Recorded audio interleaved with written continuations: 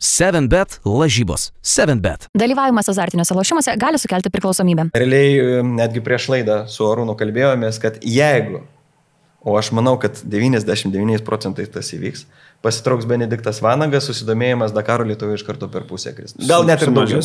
Realiai, istoriškai galiu paliudyti tą, nes 8 metų tendencijas aš matau ir žinau, kaip įvyksta.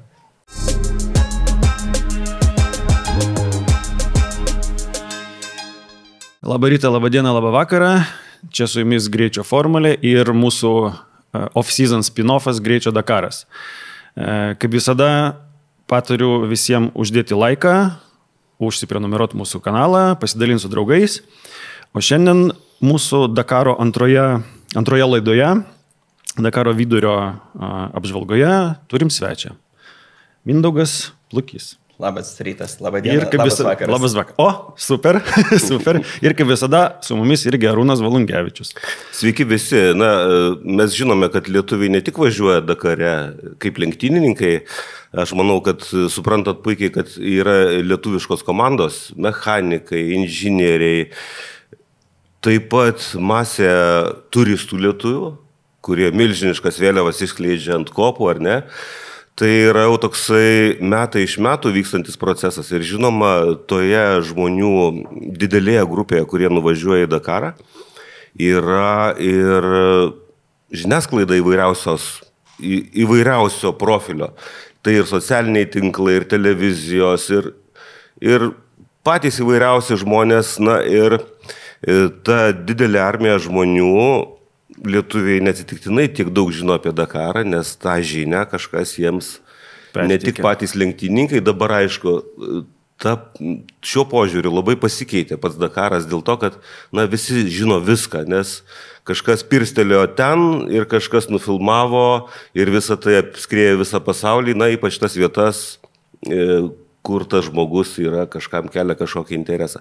Tai dabar mes tokio nuostabiu laiku gyvenam, kai turime perteklių informacijos faktiškai apie viską, kas ten vyksta ir problema yra negauti informaciją, kai buvo sovietų laikais, kai buvo geležinė uždanga, o problema yra kažkokį filtrą užsidėti, kuris sulaikytų tą teisingą žinią, kuri tau konkrečiai reikalinga. Tai tu nori pasakyti, kad Mindaugas yra viso labo filtras? Mindaugas, ne filtras, bet Mindaugas ko gero tiksliau pasakyti, bet gal reikia iš toliau pradėti. Mindaugai, kas privertė, neprivertė galbūt, kas motyvavo tave užlipti tą koją ant Dakaro ir kažkaip jau tu susisieji su juo kuris laikas?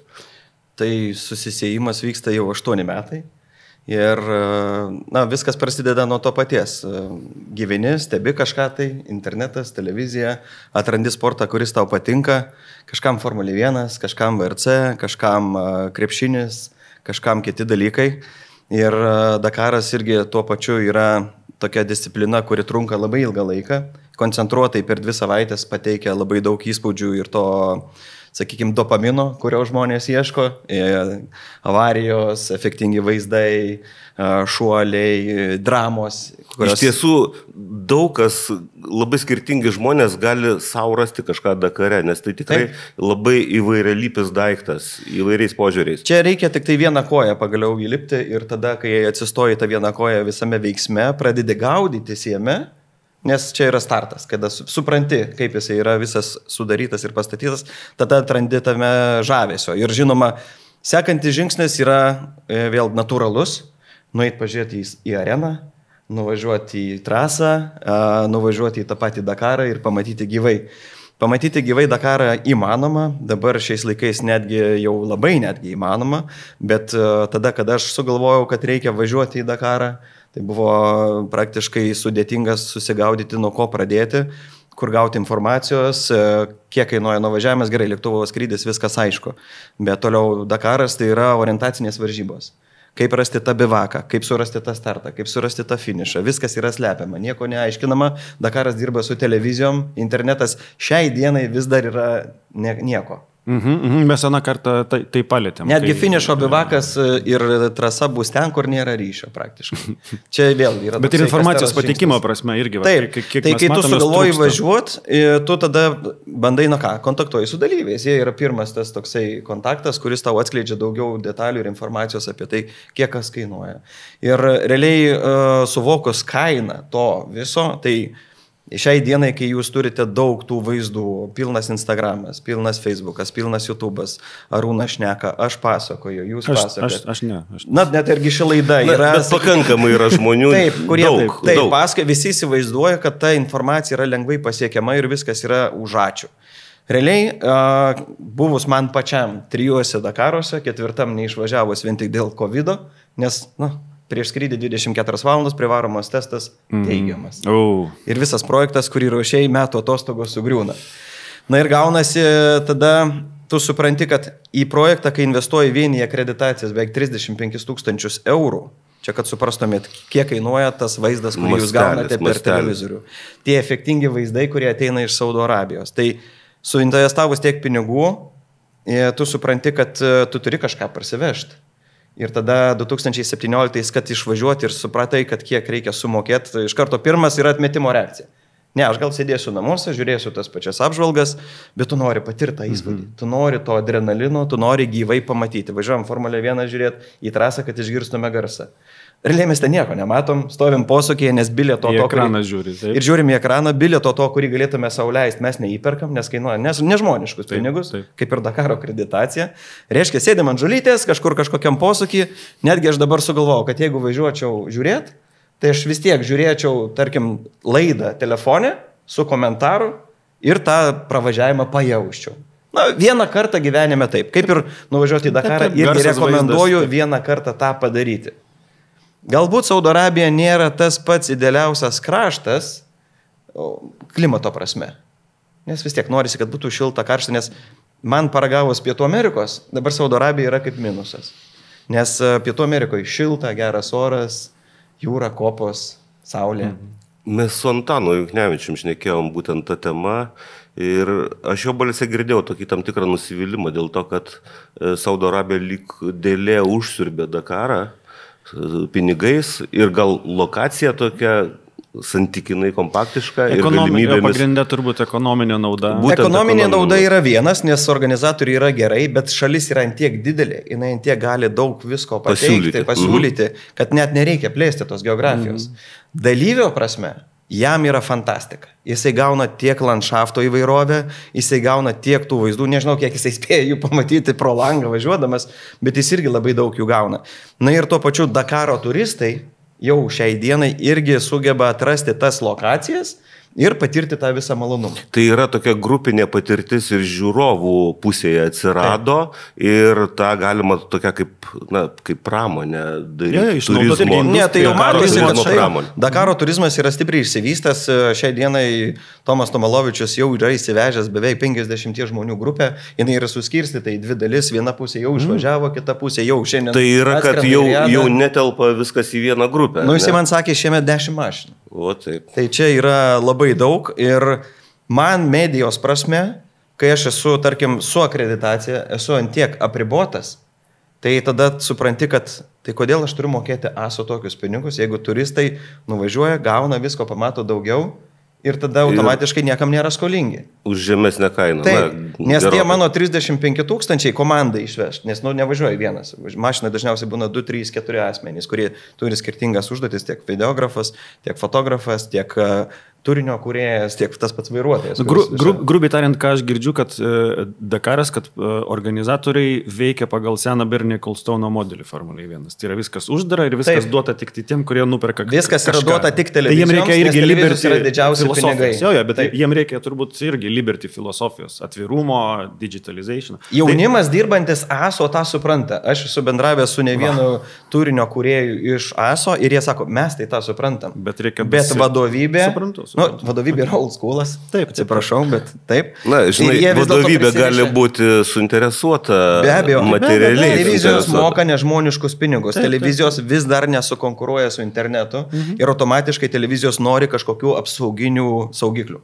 Ir tie saugikliai būtent yra ir tai, kad trasos yra daromos ne ryšio zonose, finišai bivakai yra riboto pralaidumo zonose, kur komandos sako, atsiprašau, šį vakarą laivo nebus, nes nėra interneto. Ir vat būtent... Į video kasetės neįrašinėja nieko. Aš manau, kad jeigu jau fotografai vežasi juostinės fotoaparatus, kad vėl gražintų tą senąją nuotraukų dvasę, tai galbūt kažkas ir su VHS kasetėm filmuoja. Aš galiu paklausti, tai po šito įvado labai įdomu man pasidarė apie tos niuansus ekonominius ir teisų pirkimo. Tai tu ir tavo projektas, kaip jis vadinasi? I go to Dakar. Arba važiuoju į Dakarą. Lietuviškai jis ir vadinasi, važiuoju į Dakarą. Ir grotažymė buvo tik tai tam, kad greičiau surasti turinį, sukurta I go to Dakar. Bet laikui bėgant, ant tiek tas I go to Dakar tapo pirminių žodžių, o važiuoju į Dakarą liko kažkaip šešėlį. Okay, tai tu esi Dakaro balsas Lietuvos internete, galim taip pavadinti, pasakyti. Yra tų balsų daug, bet projekto esmė buvo sukoncentruoti informaciją į vieną kanalą. Nes kai šiemet važiuoja 12 dalyvių, perbėgti per visas paskiras 12 ir surinkti visą informaciją, tai vat projekto tikslas ir buvo, aišku, iš pradžių buvo tikslas parodyti užkulisius, nes buvo pastoviai komunikuojamas startas, finišas. Žiniasklaida, sportas rodo tik tai, tarkim, finišą. Kažkokias ištraukas. Ir arba Dakaro apžvalgos anksčiau rodydavo tik tai užsieniečius. Ir viskas to baigdavosi. Tai vat, projekto ir esmė ir sėkmė buvo tais 18 metais, kada išvažiavom pirmą kartą, kad mes parvežėm daug įspūdžių apie užkulisius. Agregavai viską. Ne? Nes aš dabar pasižiūrėjau irgi, jisai vakare prisėdau, pasižiūrėjau labai fainą glaustai, tokiam man, formulistui, bet ne dakaristui. Aš pusę fano, mes praeitą kartą nusprendėm, aš 0,5 Dakaro fanas. Tai man žiauriai patiko. Aš pamačiau, kaip ten baciuškai sekasi, kas čia su Benediktu atsisiko, čia Gelažnikas, čia komentarai, labai faina. Tai va šiemet jau antri berots ar treti jau metai vakarinės apžvalgos vadinasi Dakarorama. Mes kaip įpratę per LRT žiūrėti panoramą, tai čia yra Dakarorama, tai yra bendrai susisteminta visa informacija vienam kanale, visi dienos įvykiai. Taip yra žmonių, kurie jau juos matė 2 ar 3 kartus ir vienoj pusėje, ir kitoj, ir trečioj, bet vis tiek jie ateina pasižiūrėti, nes, kaip sakiau, dopaminas. Įspūdžiai, jie vis tiek sukelia tą tonusą, tu vis tiek džiaugiesi matydamas tos vaizdus, nes tu jų metus laiko lauki ir norisi kuo labiau ištemti tą visą. Man asmeniškai diena tempėsi beveik 18-19 valandų, tai, nieko nepadarysi. 2 savaitės, kiekvienam savo Dakaras. Sportininkai turi savo Dakarinę dalį, technikai, Arūno minėti, ir medija atstovai irgi turi savo Dakaro ralį, nes technikai nemiega naktim, tvarko techniką, persikrausto bivakus ir taip toliau. Medija lygiai tas pats. Ir kai mes pirmą kartą visą komandą išvažiavom į pirmosius 2 Dakarus Pietų Amerikoje, tai aš, kaip projekto vadovas, ta prasme, suprantu tą atsakomybę ir visą laiką spaudžiu komandą. Komanda supranta, kad su manim nėra lengva. Nes kai esi komandos medija, tai tau yra vienas sportininkas, jisai finišavo, tu apie jį padainavai, iškepė ten video, nutraukytės, ir laisvas laikas. Su manim 3 dalyviai, reiškia daugiau darbo, o šiemet, jeigu būtų 12, tai jau mes, kai turėdam 6 dalyvius, jau eidavom miegoti apie 1:30 2 ryto. Tau reikia visur apibėgti, su visais pašnekėti, po to viską sumontuoti, sudėti informaciją. Ir tai nėra taip, kad tu eini ir jisai laisvas. Tuo momentu jisai šneka su tavimi, viską turi suderinti. Būtent. Ir kitas dalykas, aš jau netgi dabar pasiduosiu progą atsiprašyti fanų, nes jau anksčiau dar surašydavau po nuotraukom captionus. Ta prasme, kiekviena nuotrauka turėdavo aprašymą. Būdavo trumpas ten 20-30 nuotraukų pasakojimas albume su tam tikra istorija. Fiziškai dabar nėra. Čia vadinasi Obsessive Compulsive Disorder, OCD. Čia aš irgi toks. Andrius darydavo nuotraukas, aš nueinu pagulėti, tada jis ateina į palapinę, sako, sukėliau. Tada aš atsibundu, surašau aprašymus, paspaudžiu save, nueinu miegot ir keliamės 4 ryto, nes jau išvažiuoja pirmieji motociklai. Nori išlydėti iš bivako ir taip 2 savaitės. Tai labai gera frazė yra išgirsta netgi Lietuvos perimetro metu, nes Lietuvos perimetras trunka 3 paras. Aplink Lietuvą tas žygis, kuris vykdavo, dabar jau truputėlį yra primestas reikalas, Gediminas Grigaitis prigesinės tą lietuvišką Dakarą, tiek daugiau susikonstravęs buvo į sporto klasę, kiek pamiršo adventure klasę, kuri važiuodavo aplink Lietuvą tas 3 paras. Grįžę žmonės sako, mes nepavargę, mes suzombėję. Tai kai tu 2 savaitės taip varai, tu išeini kažkokią, jau žinok, tą stadiją, kur tu jau nesuvoki, kas vyksta. Paskutinį bivaką atsimenu Kordoboje, Argentinoje, išvažiuojam iš bivako, aš į veidrodėlį dirst, bagažinės dangtis pakeltas pikapo. Žiūriu į Andrių, sakau, tu dangčio neuždarėjai.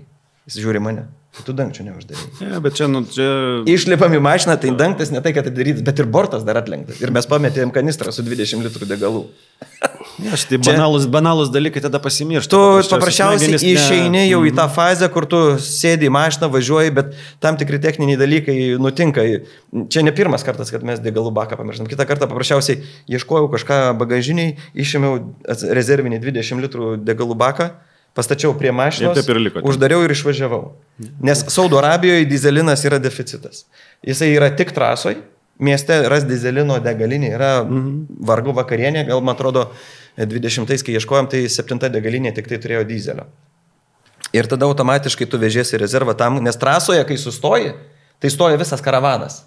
Ir tu stovi eilėj, bet jeigu tu skubi į finišą, tai ta eilė jau tau yra peilis po kaklu ir tu praktiškai jau supranti, kad nebūsi finiše, nepaimsi interviu, neįdėsi į portalą arba į internetą, automatiškai tu prarandi auditoriją. Ir realiai labai faina, nes tam pačiam Dakare irgi vyksta medija lenktynės. Kas greičiau įdės interviu po finišo. Tai dabar, kadangi ten yra ir Ramūnas Fetingės, ir Žilvinas Pekarskas, tai ten irgi vyksta lenktynės, kuris greičiau. Nu tai ten labai savotiškas sportas irgi gaunasi. Okay. Tai pereikim, dabar patikrinsim tavo žinias ir profesionalumą.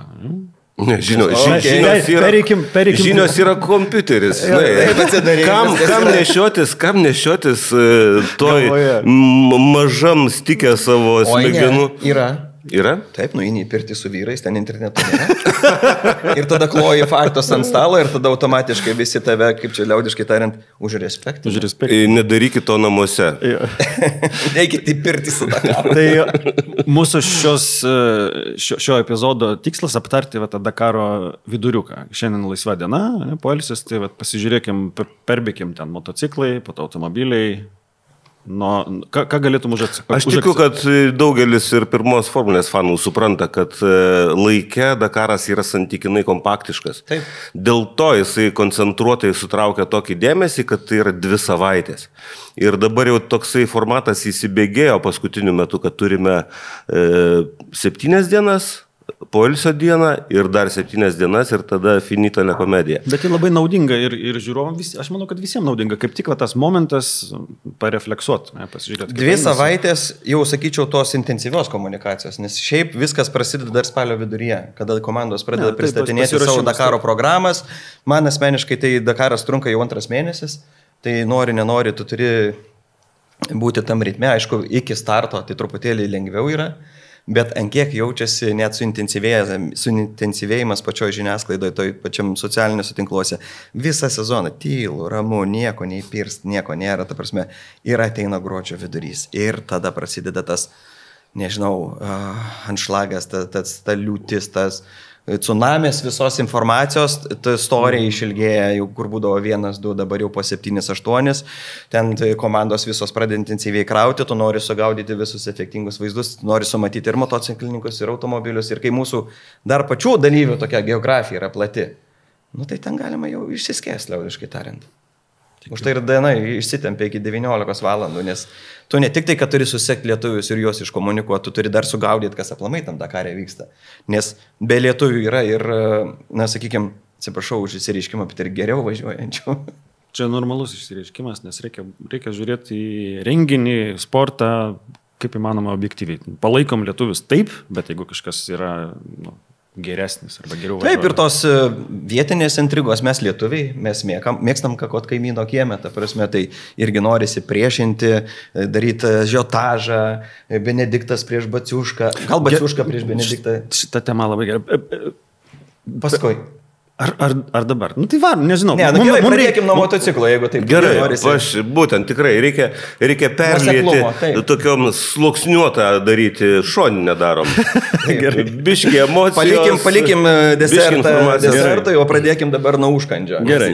Dabar Lietuvoje, sakykime, motociklų pati kategorija yra laikoma kaip, nu, sakykime, susidomėjimo prasme, kaip užkandis. restorane. Rūnas Gelažninkas, ačiū Dievui, yra tas prieskonis, kuris suteikia tam skonį, nes 2 laimėti Malė Moto arba Original by Motul kategorijos titulai iš eilės labai stipriai kilstelėjo motociklų matomumą, nes anksčiau motociklai buvo niekam neįdomus.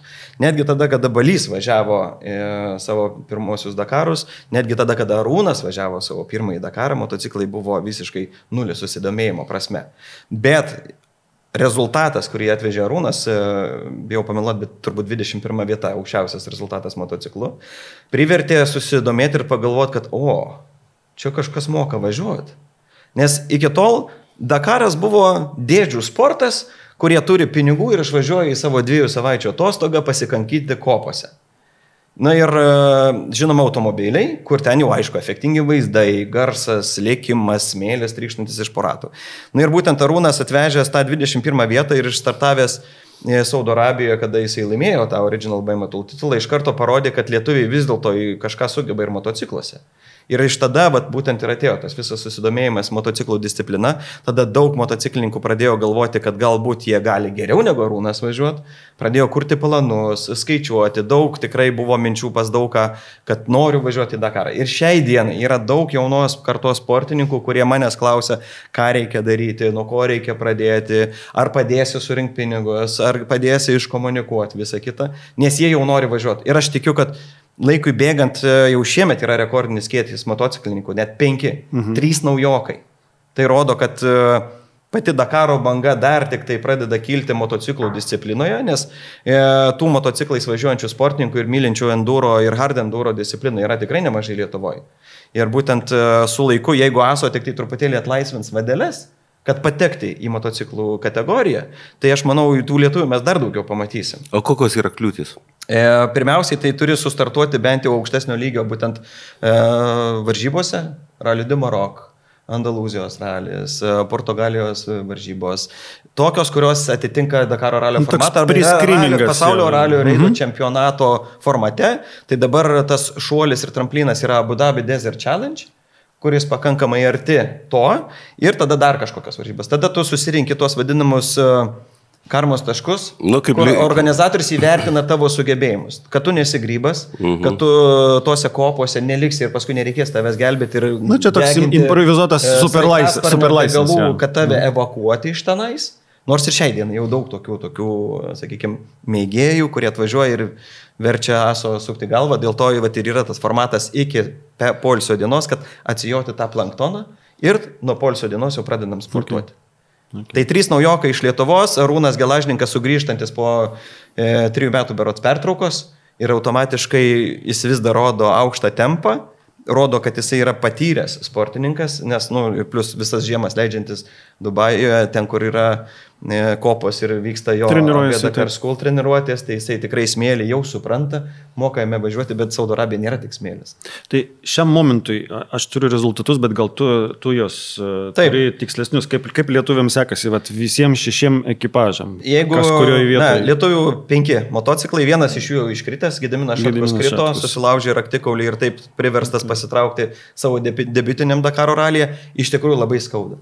Nes kai tu atvažiuoji tiek laiko suinvestavęs, tiek pastangų į varžybas ir turi iš jų pasitraukti, tai labai gaila ir dar tokio ankstyvoje stadijoje. Nors, šiaip tai jo, nes norėtųsi bent jau išbūti bent jau iki antros pusės ir jau tenais, jeigu pasitraukti, tai taip, bet visi važiuoja dėl to medalio. Visi nori to medalio. Ir iš tikrųjų tą medalį atsivežti tu gali. Netgi panaudokim tą paprastą formatą, kurį naudojo Balys Bardauskas.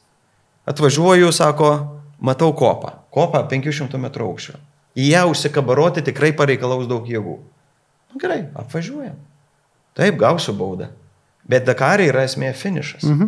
Ir jeigu tu nori tikrai gauti tą medalį, tai taip, tu gali ir mėnesį tų baudų susirinkti valandų, bet jeigu tu atvažiuoji į finišą, viskas, tu gauni medalį. Netgi 20 metais žurnalistai įrodė, kad įmanoma finišuoti Dakare su ne pačia naujausia technika, pasiėmė tą patį seną baulerį, kuriuo Gintas Petrus šturmavo Afriką kuriais. Startavo paskutinį, atvažiavo paskutinį, užvažiavo ant podiumo, pasiėmė finišavusiojo medalį, viskas. Jau ne toks ant stalo, jau toks ant stalo pirtyje, kai tu atini su vyrais pakalbėti. Tai lygiai tas pats su motociklais. Nereikia iš karto iš pirmo Dakaro bandyti perlipti per save. Taip, yra daug atsitiktinumų, kur tu važiuoji, tu bandai palaikyti tempą, daug sportininkų tave lenkia, užviria azartas, aš noriu kartu su jais važiuoti, bent jau pasilygiuoti savo sugebėjimus ir tada išdygsta akmuo iš niekur, krenti ir įvyksta gyvenimas. Tai tuo atveju Gediminas Šatkus yra iškritęs ir šiaip motociklų kategorija yra suskirstyta į dvi dalis. Rally GP, 30 sportininkų, kurie tikrai sportuoja ir pasiryžę netgi didesniam iššūkiui, nes ten jie negali keisti padangų, važiuoja su tam tikrų komplektų padangų ir viskas. Rally 2 kategorija, jie gali keisti padangas ir prisiderinti prie landšafto. Pasakys, bus smėlis, pasiima truputėlį smėlis skirtus padangas, bus akmenys, pasiima kitokias padangas. Čia Rally 2 kategorijos skirtumas. Realiai tie patys motociklai, tik tai būtent padangų keitimo galimybė yra... Bet įskaitos irgi dvi įskaitos. Taip, dvi įskaitos. Tai Arūnas važiuoja... Arūnas Gelažninkas važiuoja Rally 2 ir jisai dabar yra aukščiausiai, sakykime, iš visų lietuvių. Bendroji įskaita yra 20. Tai yra labai geras rezultatas ir bendroji įskaita jisai žemiau. Čia tu kalbi 20 Rally 2 kategoriją. Supratau. Taip, okay. Bendrojas yra 30. Dar iki 21 vietos pusė Dakaro. Manau, kad įmanoma, bet laikas parodys, nes kartais artėjant finišui sportininkai bando rodyti aukštesnį rezultatą, nes ne visi nori pirmos vietos. Kitiems, pavyzdžiui, istoriškai aukščiausia vieta Rumunijoje yra 19 ir jis dirbs dėl tos 19, nes jinai padės jam parduoti Dakarą 26 metams. Savo šalyje. Jie važiuoja irgi dėl to tikslo ir tada kartais irgi rizika nepasiteisina, kas automatiškai pasitraukimas ir tada automatiškai mes kylam į viršų. Taip panašiai buvo ir pernai metais su Benediktu Vanagu, kur sutapo daug aplinkybių, kad turim tą 8 vietą išsvajotą. Taip, sportinė branda irgi yra tas dalykas, nes 13 Dakarų irgi duoda savo, bet automatiškai labai daug sutampa aplinkybių ir sakyti, kad kaip buvo pernai, bus šiemet yra neteisinga, nes kiekviena trasa yra skirtinga, čia ne žiedinės varžybos. Argentinoje prispaustas drugelis gali padaryti įtaką tavo finišo vietai Dakare. Taip, visą laiką. Labai maža smulkmena kažkur labai toli, kurios niekas net nepastebėjo, gali padaryti įtaką. Čia ekskursija yra Rajaus Bradbury fantastinis romanas. Būtent. Ir čia matome 22 vietoje Dakaro ralio naujoką, drugelį. Nerimantas Jucius, kuris jaunas sportininkas, Rūnas pats pasakęs, kad tikrai jaunesnis už mane ir ištvermingesnis.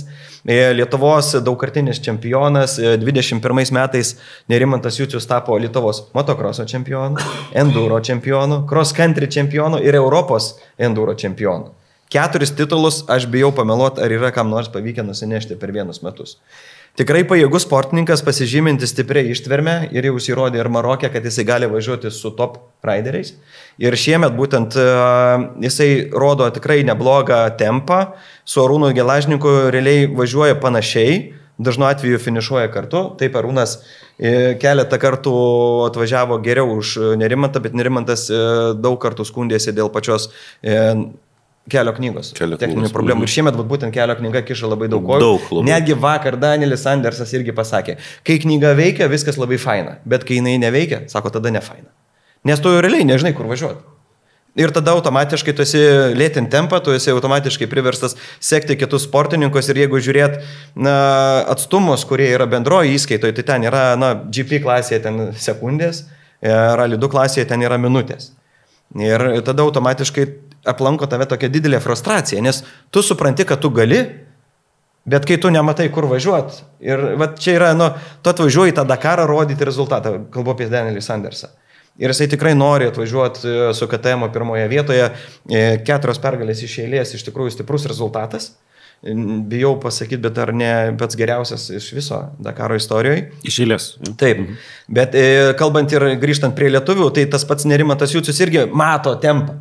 Jis pajėgus palaikyti tą tempą, bet gali baigtis, kaip buvo jam Abu Dabyje. Vienas kritimas ir viso gero. Tai čia vėl turi įvertinti. Aš su visais pirmą kartą važiuojančiais sakau, nebandykit peršokti per save. Įvertinkit situaciją, kad ar geriau pirmą Dakarą nefinišuoti, ar geriau vis dėlto finišuoti, turėti medalį ir tada kurti planus apie sekančius metus. Visų pirma, reikia rasti tą suvokimą, kuri riba yra tau saugi. Kad tu galėtum tokioj riboje save palaikyti ir tavo rezultatai visą laiką kils, nes tavo riba kils aukštyn. Bet suvokimas tos ribos yra ko gero pati sudėtingiausia dalis. Be abejo. Ir pavyzdžiui, labai, kaip čia pasakyti, teisingai elgėsi Mykolas Polavičius. Jisai dabar yra 67 Rally 2 Savo kategorijoje, bet jisai ramiai važiuoja, nes jisai turi planą. Būtent aš su juo irgi prieš Dakarą šnekėjausi ir jisai sakė, aš čia ne 1 metų planas, čia yra mano 3 metų programa. Super. Šiemet mano tikslas rinkti patirtį ir sužinoti, kas, kur, kaip ir finišuoti, kad finišuoti. O tada jau 26 metai galbūt, aš sako, rodysiu rezultatą. Esminis dalykas, kad kiekvienas sportininkas turi savo misiją. Ir Modestas Iliūnas, jam irgi reikia finišo, nes pernai metais jisai nefinišavo, vakar netgi pasakė, kad jau galiu pas save pasveikinti, nes nuvažiavau toliau negu pernai. Kurioje jisai vietoje dabar? Jisai dabar yra 43 Rally 2 klasėje. Ir sako taip, jeigu, sako, aš gerčiau, tai šiandien norėčiau valgyti. Bet Modestas negeria, taip kad čia tik tai toks dalykas. Vat. Na tai va, tai mūsų motociklininkai yra tokioje vietoje, Rūnas Gelašnikas 4 valandom pralaimė pirmąjį vietoje, kurioje yra Kanė. Jaunas sportininkas, netgi visos apžvalgose įsivardinimas kaip paauglys. Na, vaikas. Taip, tai Epsteris yra 2, Doherty yra 3, tai aš sakyčiau, Doherty yra vyriausias, bet bent jau dabar KTM komanda turėtų ploti katučių, nes sklinda gandos, kad tai yra KTM komandai gulbės giesmė šių metų Dakaras. Na, mes žinom apie KTM kaip įmonės būklę. Reikalai ten yra, taip. Šiaip labai gaila, kai tokios didelės istorinės kompanijos, sakykime, prieina prie tokios lenkščio. Tas pats ir Ekaro, tas pats ir kitom kompanijom. Na ir tada toks natūralus klausimas kyla, ar reikėjo KTM-ui lysti į žiedinių lenktynių tą mašiną, kuri valgo pinigus? Žiedinės lenktynės priklauso tai pačiai berods Liberty Media, kuri daro Formulė 1. Tai matomumo prasme ir sklaidos prasme, taip, nes tai duoda tau sklaidą visų metų tiekmėje. Dakaras yra labai siauras dalykas, taip, galėtų važiuoti Rally Reido čempionatą, bet jis irgi toks yra labai toks trumpas, išmėtytas po visą pasaulį, nesutraukintis tiek to dėmesio, plus dar tik tai 3 metai tam pačiam pasaulio Rally Reido čempionatui ir jis iki galo dar nėra tiek išvystytas, kiek MotoGP, sakykime. Na ir čia natūraliai, tu eini ten, kur gauni didesnę grąžą už investiciją. Tai greičiausiai čia toks yra KTM sprendimas, aišku, tie finansiniai sunkumai irgi neprideda to bendram vaizdui ir automatiškai gali būti, kad šiemet jiems Dakaras yra paskutinis. Na, bet visą laiką taip sako. Bet šiemet galim irgi matyti pirmus ženklus. Jie startavo sausio mėnesį pernai Dakare ir nevažiavo viso pasaulio Rally Reido čempionato, nes sako, mes fokusuojamės tik į Dakarą. Ir dabar jau prieš šį Dakarą jau kalbos eina, kad galbūt netgi paskutinis Dakaras. Na, bet Danielis Sandersas stipriai dirba su broliais Benavydėsais tam, kad Rally GP kategorija būtent KTM būtų ant aukščiausio podiumo laiptelio. Honda irgi stengiasi užimti podiumą, netgi atsivežusi 6 raiderius, kurie galėtų parodyti rezultatą. Ir tie sportininkai tikrai yra stiprus. Ir dabar būtent Toša Šareina yra antroje vietoje, spaudžiantis Sandersą, atsilikdamas tik tai 7 minutės. Tai įsivaizduokit, pravažiuota jau beveik pusė Dakaro greičio ruožų, 2500 km ir sportininkų skiria tik tai 7 minutės. Tai ant kiek rodo sportininkų meistriškumo lygį, ant kiek tai yra disciplina, kur jie važiuoja ant ribos. Berods 20 metais išsitaškė visi lyderiai. Ir Brabekas, ir... Brabekas laimėjo 20 metais. Bet Toby Price'as išsitaškė, Sunderlandas išsitaškė. Daug sportininkų važiuoja ant ribos ir jie patys sako, kad tu nežinai, ar šiandien tavo bus etapas paskutinis, bet jeigu tu nespausi, tu ir nelaimėsi nieko. Taip, čia fokusas labai aukštas konkurencingumas iš tiesų. Na ir trečioje vietoje Rally GP kategorijoje matom Rosą Branchą, kuris yra pasaulio Rally Reido čempionas, bet jis nėra nei vieno etapą laimėjęs. Būtent jo tas nuoseklumas, ta 2-3 vieta, būtent ir atvedė jį iki pasaulio čempiono vardo ir šiemet jo tikslas yra laimėti Dakarą. Tai yra vienintelis viso formato varžybos, sako, kurių nuo Dakaro aš nelaimėjęs ir aš noriu jį laimėti. Kitas dalykas, kad tas pats Ricky Brabekas irgi pasakė, sako, jeigu jūs norit laimėti Dakarą, niekada nefinišuokit pirmas. Čia yra Alano Prosto filosofija. Laimėt kaip įmanoma lėčiau. Laimėt, bet kaip įmanoma lėčiau. Ten Dakare šiek tiek skirtingi motyvai to yra, kadangi tas pirmaujantis yra kaip visiems padedantis uždirbti laiką paskui važiuojantiems.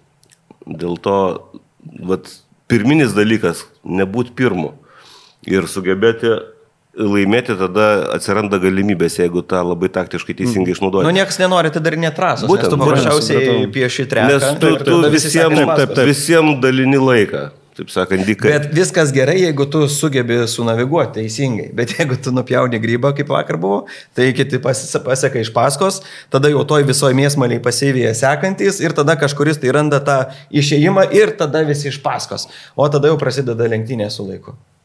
Na, kas džiugina dar, tai kad tu paminėjai 3 lyderius motociklų kategorijos ir jie visi 3 atstovauja skirtingus gamintojus. Taip. Tas irgi džiugina, tai reiškia, rodo, kad labai panašaus lygio ne tik lenktynininkai, bet ir medžiaga, kurią jie naudoja, gazavimui, kaip čia pasakyti. Žino tą receptą greičio ir būtent jisai yra atspindys rezultate.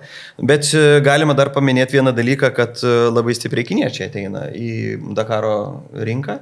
Jiem tas formatas tinka, nes daugumoje jie visi stengiasi atvežti finišą, nes nori vėliau komunikuoti, kad tai yra motociklas, kuris įveikė Dakarą. Tai matot, net didžiosios kompanijos masto taip, kaip aš sakau, kad turėtų daryti net ir lietuviai. Esminis dalykas yra finišas, ne rezultatas. Jeigu tu finišuoji, tu atveži rezultatą. Netveži rezultato, reiškia, tu nepatikima investicija. Ir ar tai motociklo patikimumo klausimas? Čia, man atrodo, čia ne tik apie motociklus, čia pati filosofija. Tu parodai, kad tavo technika yra patvari. Ne greita, o patvari. Ir tuo pačiu rodai, kad tu esi ir tai yra arčiau tada sportininkas, kuris gali atvežti rezultatą. Kai tu atveži rezultatą, tu automatiškai sulauki daugiau dėmesio ir tada apie tave žiniasklaida daugiau šneka. Reiškia, investicija atsipirko. Pakalbėkim, kaip žiniasklaida dabar apie automobilius. Kaip ten mūsų... Tai pati įdomiausia kategorija, susilaukianti didžiausio susidomėjimo ir realiai netgi prieš laidą su Arūnu kalbėjomės, kad jeigu, o aš manau, kad 99% tas įvyks, pasitrauks Benediktas Vanagas, susidomėjimas Dakaro lietuvių iš karto per pusę kris. Gal net ir daugiau. Realiai, istoriškai galiu paliudyti tą, nes 8 metų tendencijas aš matau ir žinau, kaip įvyksta. Realiai, iš karto matai, kad tiek įsitraukimo žiūrovų lygis krenta, tiek sekėjų dėmesys mažėja. Techniškai papasakok, nes aš irgi vakar ten perskaičiau, mano galva tai čia jau DNF-as, ar ne? Ar dar yra galimybės kažkokios? Viskas priklauso nuo to, ką nori daryti Benediktas toliau. Jam tai yra 13 Dakaras, jis yra Dakaro ralio legenda, dakariškai subrendęs sportininkas, kuris žino, ko jisai nori, atvežtas rezultatas pernai yra 8 vieta, istoriškai aukščiausia Lietuvai. Sportinė prasme tai nieko, nes skaičiuojame prizinės vietas, bet pasiekimai irgi yra gerai. Aukštas tikrai. Taip, vėl kaip ir minėjau, tai yra aplinkybių pasiekmė, sportinė branda, iškritę priekėsi sportininkai, atsargesnis važiavimas, nes šturmanas pakankamai naujas, automatiškai tu truputėlį atsargiau vertini savo galimybės. Galbūt net šį kartą per daug iš Šimino Gospodarčiką buvo investuojama vilčių, nes girdėjome interviu, kur buvo nusivylimų dėl tų paklydimų ir taip toliau. Tai automatiškai Benediktas turi pasverti, ar jisai nori investuoti dabar į mašinos remontą daug pinigų. Vienaip ar kitaip jis turės investuoti. Nes mašiną reikės atstatyti. Bet kada ir kur? Ir kada ir kur, nes per poilsio dieną tą padaryti galima. Realiai ten detalių jisai turi, bet ar jisai nori važiuoti tik dėl to, kad būtų matomas ir tada jau nebus to rezultato, nes tu gauni automatiškai už nebaigtą greičio ruožą. Jisai turi žvaigždutę. Apie 50 valandų baudos ir tada tu gali, aišku, būdamas dar sportininkų tam tikroje kategorijoje, tai Platinum Gold arba Silver gali save truputėlį patemti į viršų ir pasistatyti. Su startinė vieta. Taip, su startinė vieta. Bet šį kartą nėra to.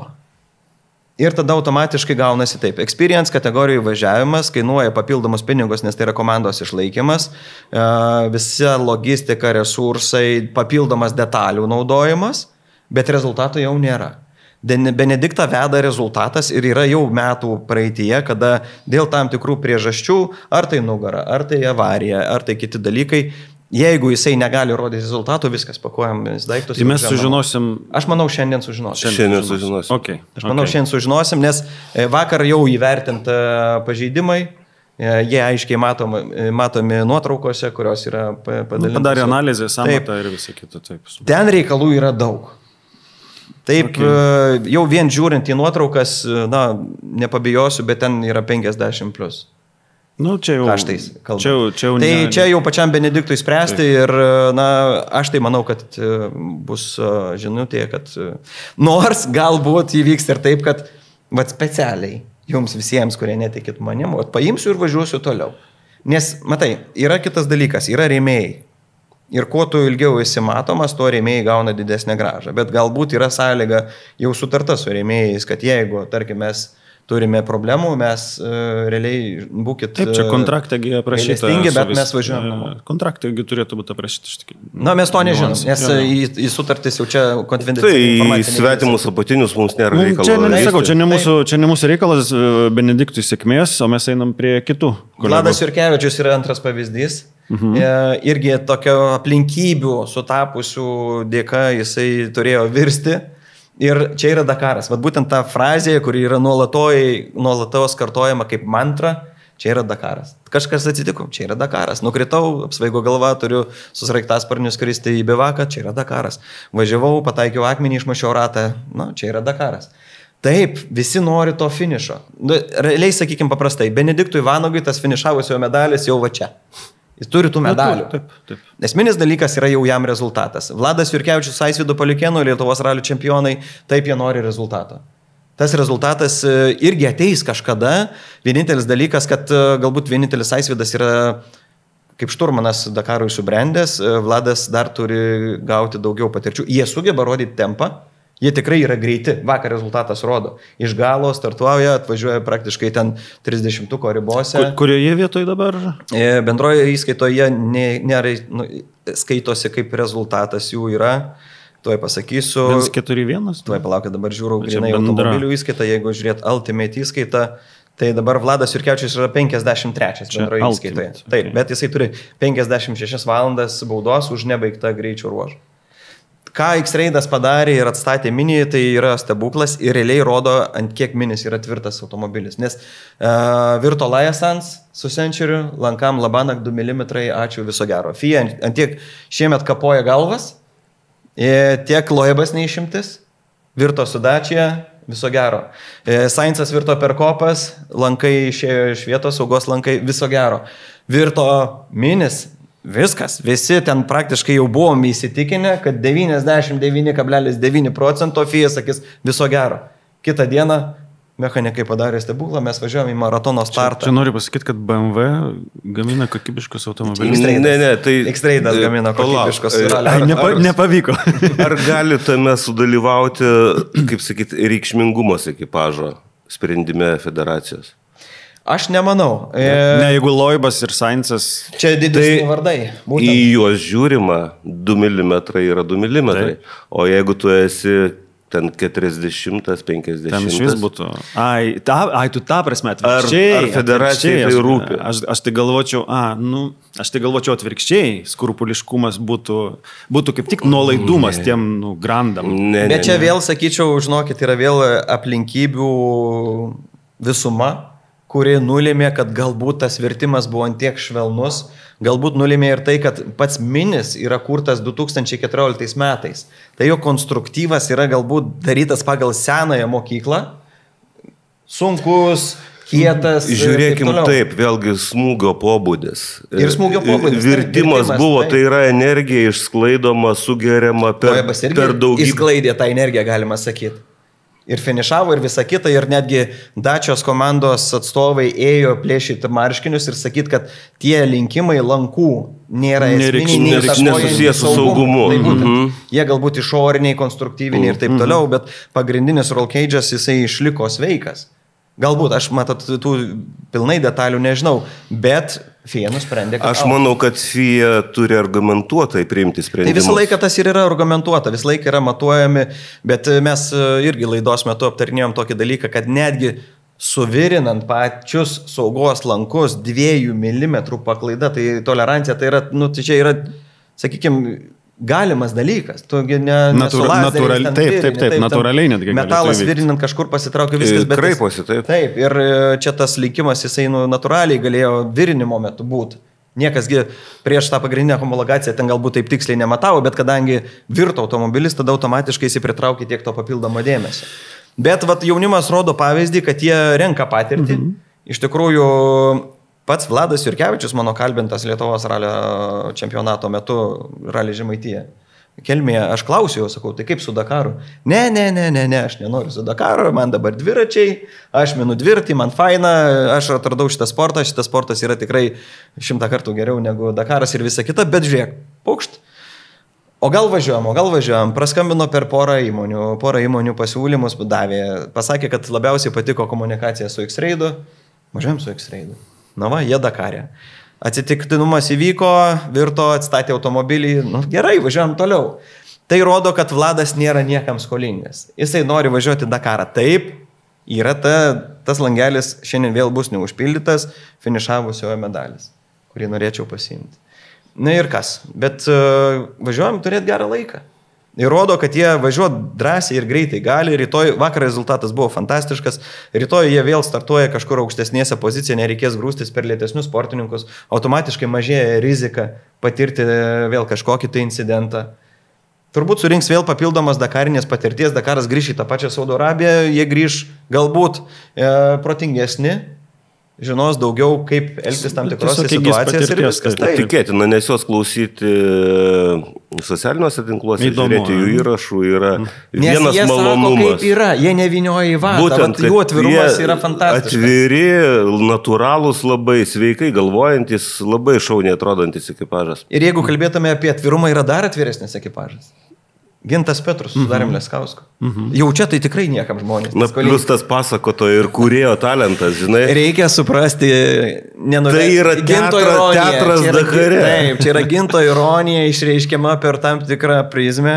Ir jisai yra už senąjį Dakarą. Jisai yra daugiausiai, manau, iš lietuvių pravažiavęs smėlynų. Jeigu įskaičiuoti dar Afrikoje, kuriais laikus, kai jisai važiavo ir jisai specialiai nevažiavo Dakarą Pietų Amerikoje, dėl to, kad kai neįvyko Dakaras, buvo atšauktas, ten įvyko incidentas, kada ASO nesutiko grąžinti pinigų startinių. Ir tada Gintas užpyko. Sako, ir gerai, tai aš tada nevažiuosiu.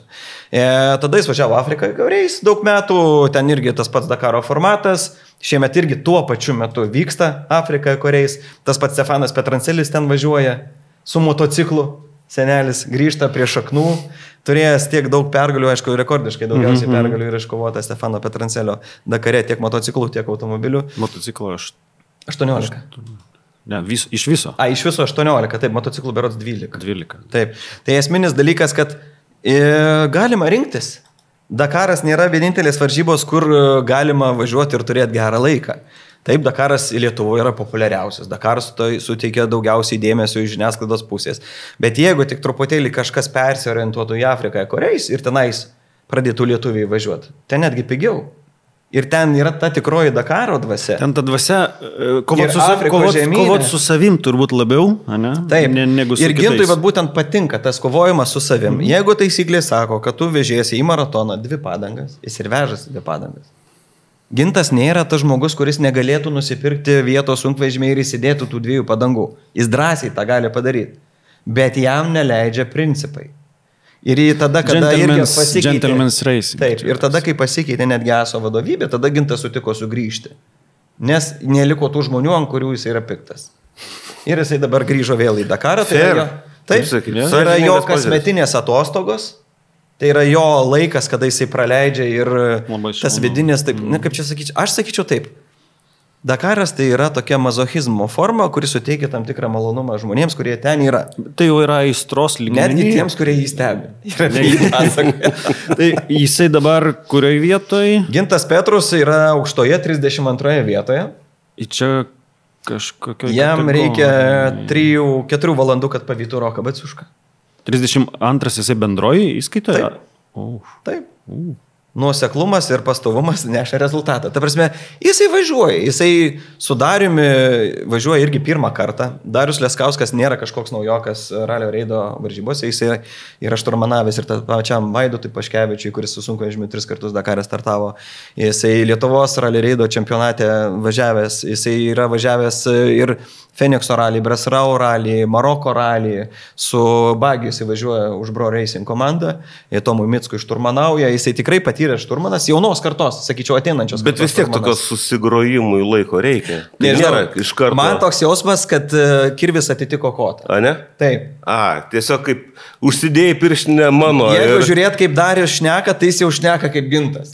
Jo, tas pastebima, taip. Jau Užkrečia. Jie jau įėjo į vieną bangą.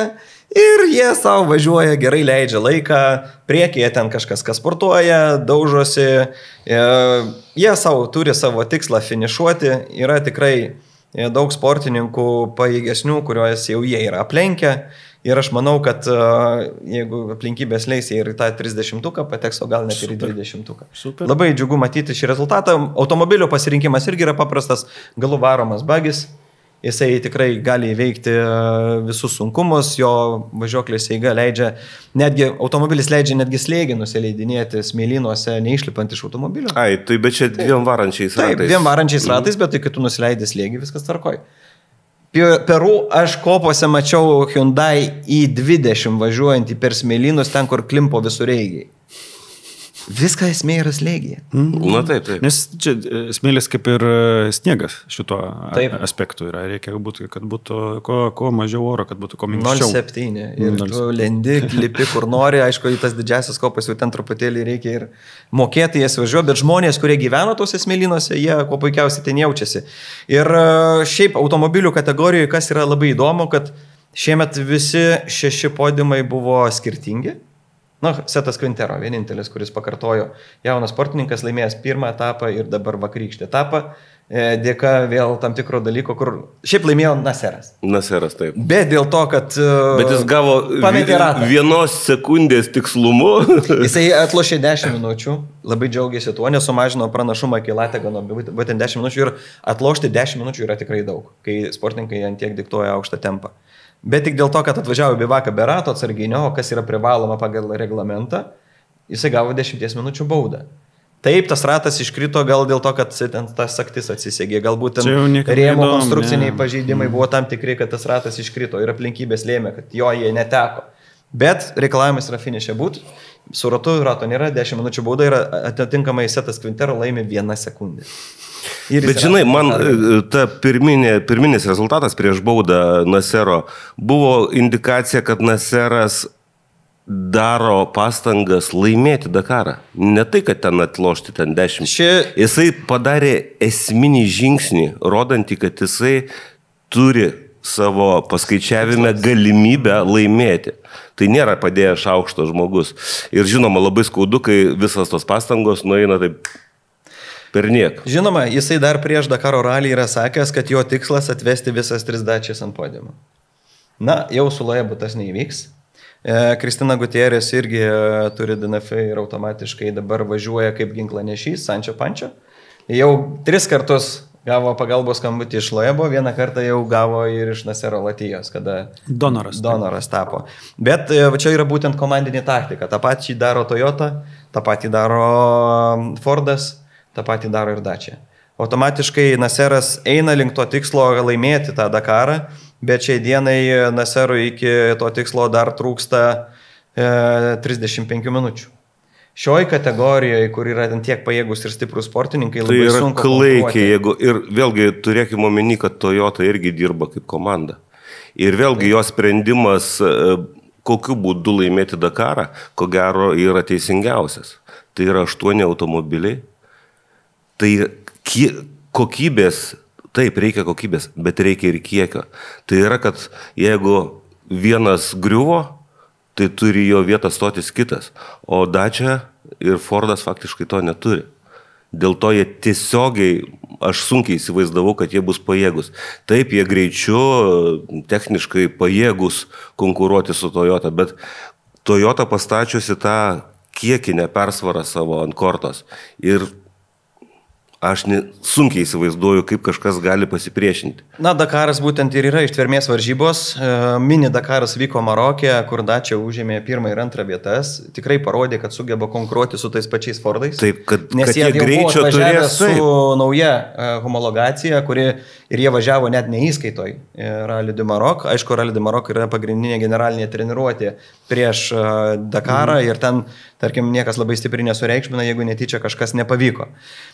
Toyota taip, jie laimėjo Ralio Reido pasaulio čempionato konstruktorių taurę. Ir realiai šiemet vėl to tikslo vedini, jie startuoja Dakare. Na taip, Toyota tai nėra viena komanda. Galima, jeigu taip kalbėti, tai Toyota yra 17. Būtent T1 plus Ultimate Evo konfiguracijos. 2 yra už Toyota Gazoo Racing Europą, 4 yra už South Africa Gazoo Racing ir dar yra Overdrive 11 ir dar yra Benediktas Vanagas. Tai čia jau net 18. Tai šitų automobilių specifikacija yra labai artima. Visiškai identiški automobiliai ir visi sportininkai yra, kaip rodo rezultatai, gali lipti ant podiumo.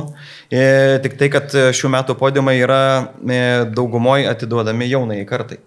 Jeigu žiūrėtume pirmas iš... Apie jaunąją kartą, va, kaip tik. Pirmas iš... To negalima nepastebėti. Pirmas iš jų buvo Setas Quintero, jam jau 2 metai. Jis realiai truputėlį, sakyčiau, ne truputėlį, o galbūt jau geriausiai yra prisijaukiminės technika, nes tiek Rokas Bačiuška, tiek Diavara, jie dar jauni, sakykime, su šia technika, nors Diavara, bijau pameluoti, kad gal jau pernais ir važiavo. Bet esminis dalykas, kad jaunoji karta šiemet užima 3 pirmus podiumus. Taip.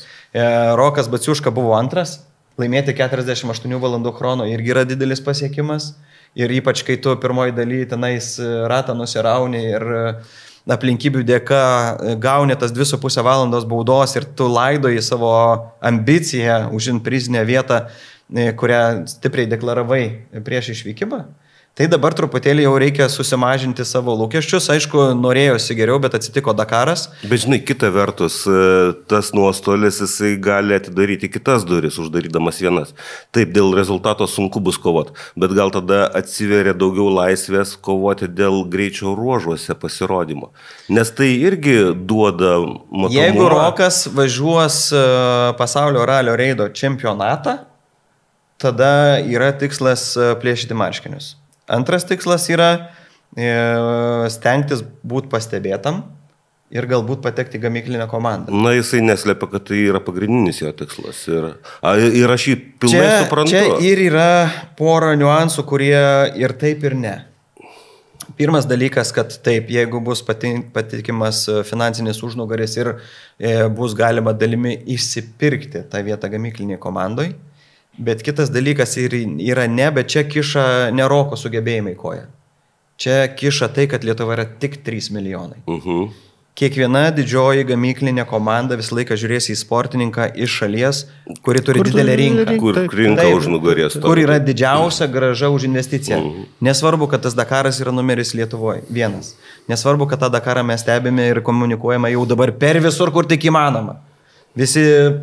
Visi jau daro podcastus. Nu, matot, Formulės 1 podcastas netgi šneka apie Dakarą. Tai vad būtent. Bet esminis dalykas, kad reikia atsižvelgti tai, kad mūsų rinka yra mažytė ir kad ir ant kiek Rokas yra geras sportininkas, greičiausiai karjerą toliau tęsis Overdrive komandos sudėtyje, kas leidžia jam važiuoti aukštų lygmenių, įrodyti rezultatą, rinkti pasaulio ralio reido čempionato taškus, įrodyti, kad jisai geba laimėti Ultimate kategorijoje pasaulio ralio reido čempionatą. Nes jis yra jau 3 kartus iš eilės, niekam to dar nėra pavykę pasiekti su skirtingomis klasėmis.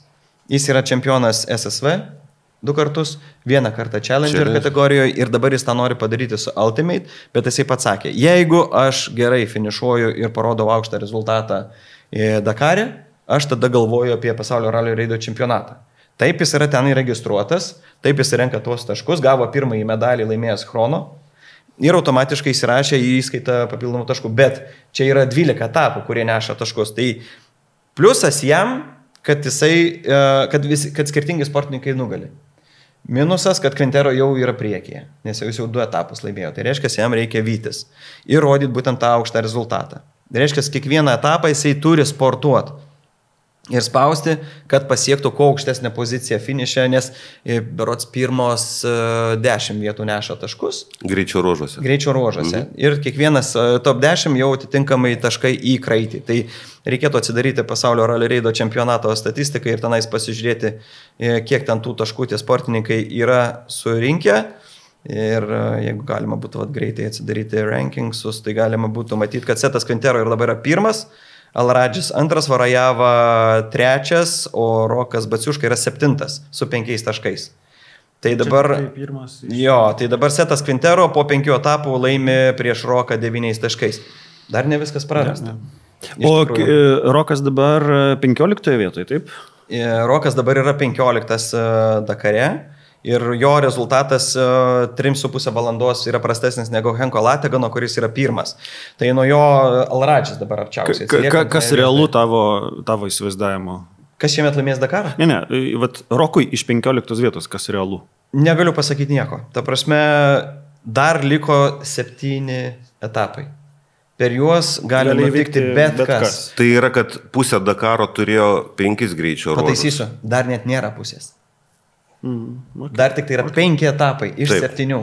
Pusė bus, kai baigsis 6. Na, bet reikia įvertinti tai, kad tarptų 5 buvo Chrono, kuris yra 2 dienos. Taip, kilometrų prasme jau nuvažiuota pusė greičio ruožų. Jie trumpės dabar kuo toliau. Dėl to nesikabinčiau prie frazės, kad turime vidurį Dakarą. Keliu rankas, atsiprašau. Okay. Čia mūsų užvadinimas. Aš pasiruošęs argumentus. Labai gerai. Tai va, tai visko dar gali nutikti. Realiai Rokui toliau reikia rodyti tempą, stengtis atkrapštyti tas minutės, vertinti riziką ir stengtis finišuoti kuo aukščiau. Iki 8 vietos jam irgi gan toli, 2 valandos. Tai čia tą patį Quintero pasivyti bus sudėtinga, nes jis yra greitas sportininkas. Tai nebent greitis lems, kad vaikinai plėšydamiesi dėl pasaulio ralio reido čempionato taškų ir galvodami, kaip sako, big picture, jie automatiškai rizikuos. Ir būtent toj vietoj kažkurioje ta rizika gali būti nepasiteisins. Žiūrėsim, kaip tas įvyks, bet dabar podiumas įsidėstęs iš 2 Toyotų ir Fordo. Matijas Ekstromas tikrai rodo gerą rezultatą. Jis jau su Audi rodė labai gerą rezultatą dėl netikėto vėl incidento pernai metais, kas privertė jį pasitraukti. Jis irgi buvo taip pat aukštai. Jis buvo geriau net už Petrancelį ir už Sainzą pernai metais, kol neįvyko avarija. Šiemet avarijos įvyko anksčiau Sainzui, Nani Romai ir automatiškai liko Mitchas Guthrie atėjęs iš Challenger kategorijos. Tas pats Challenger kategorijos absolventas kaip Rokas Baciuška, kaip Kristina Gutierrez, kaip Setas Quintero, kuris yra aplamai fiksavęs daugiausiai etapų laimėtą rekordą, kur jau jisai net nevažiavo dėl galutinio rezultato, bet sugebėjo įvežti 11 laimėjimų iš 12 etapų. Nu, čia yra fantastika. Bet klausyk, tas jaunimas, ko gero,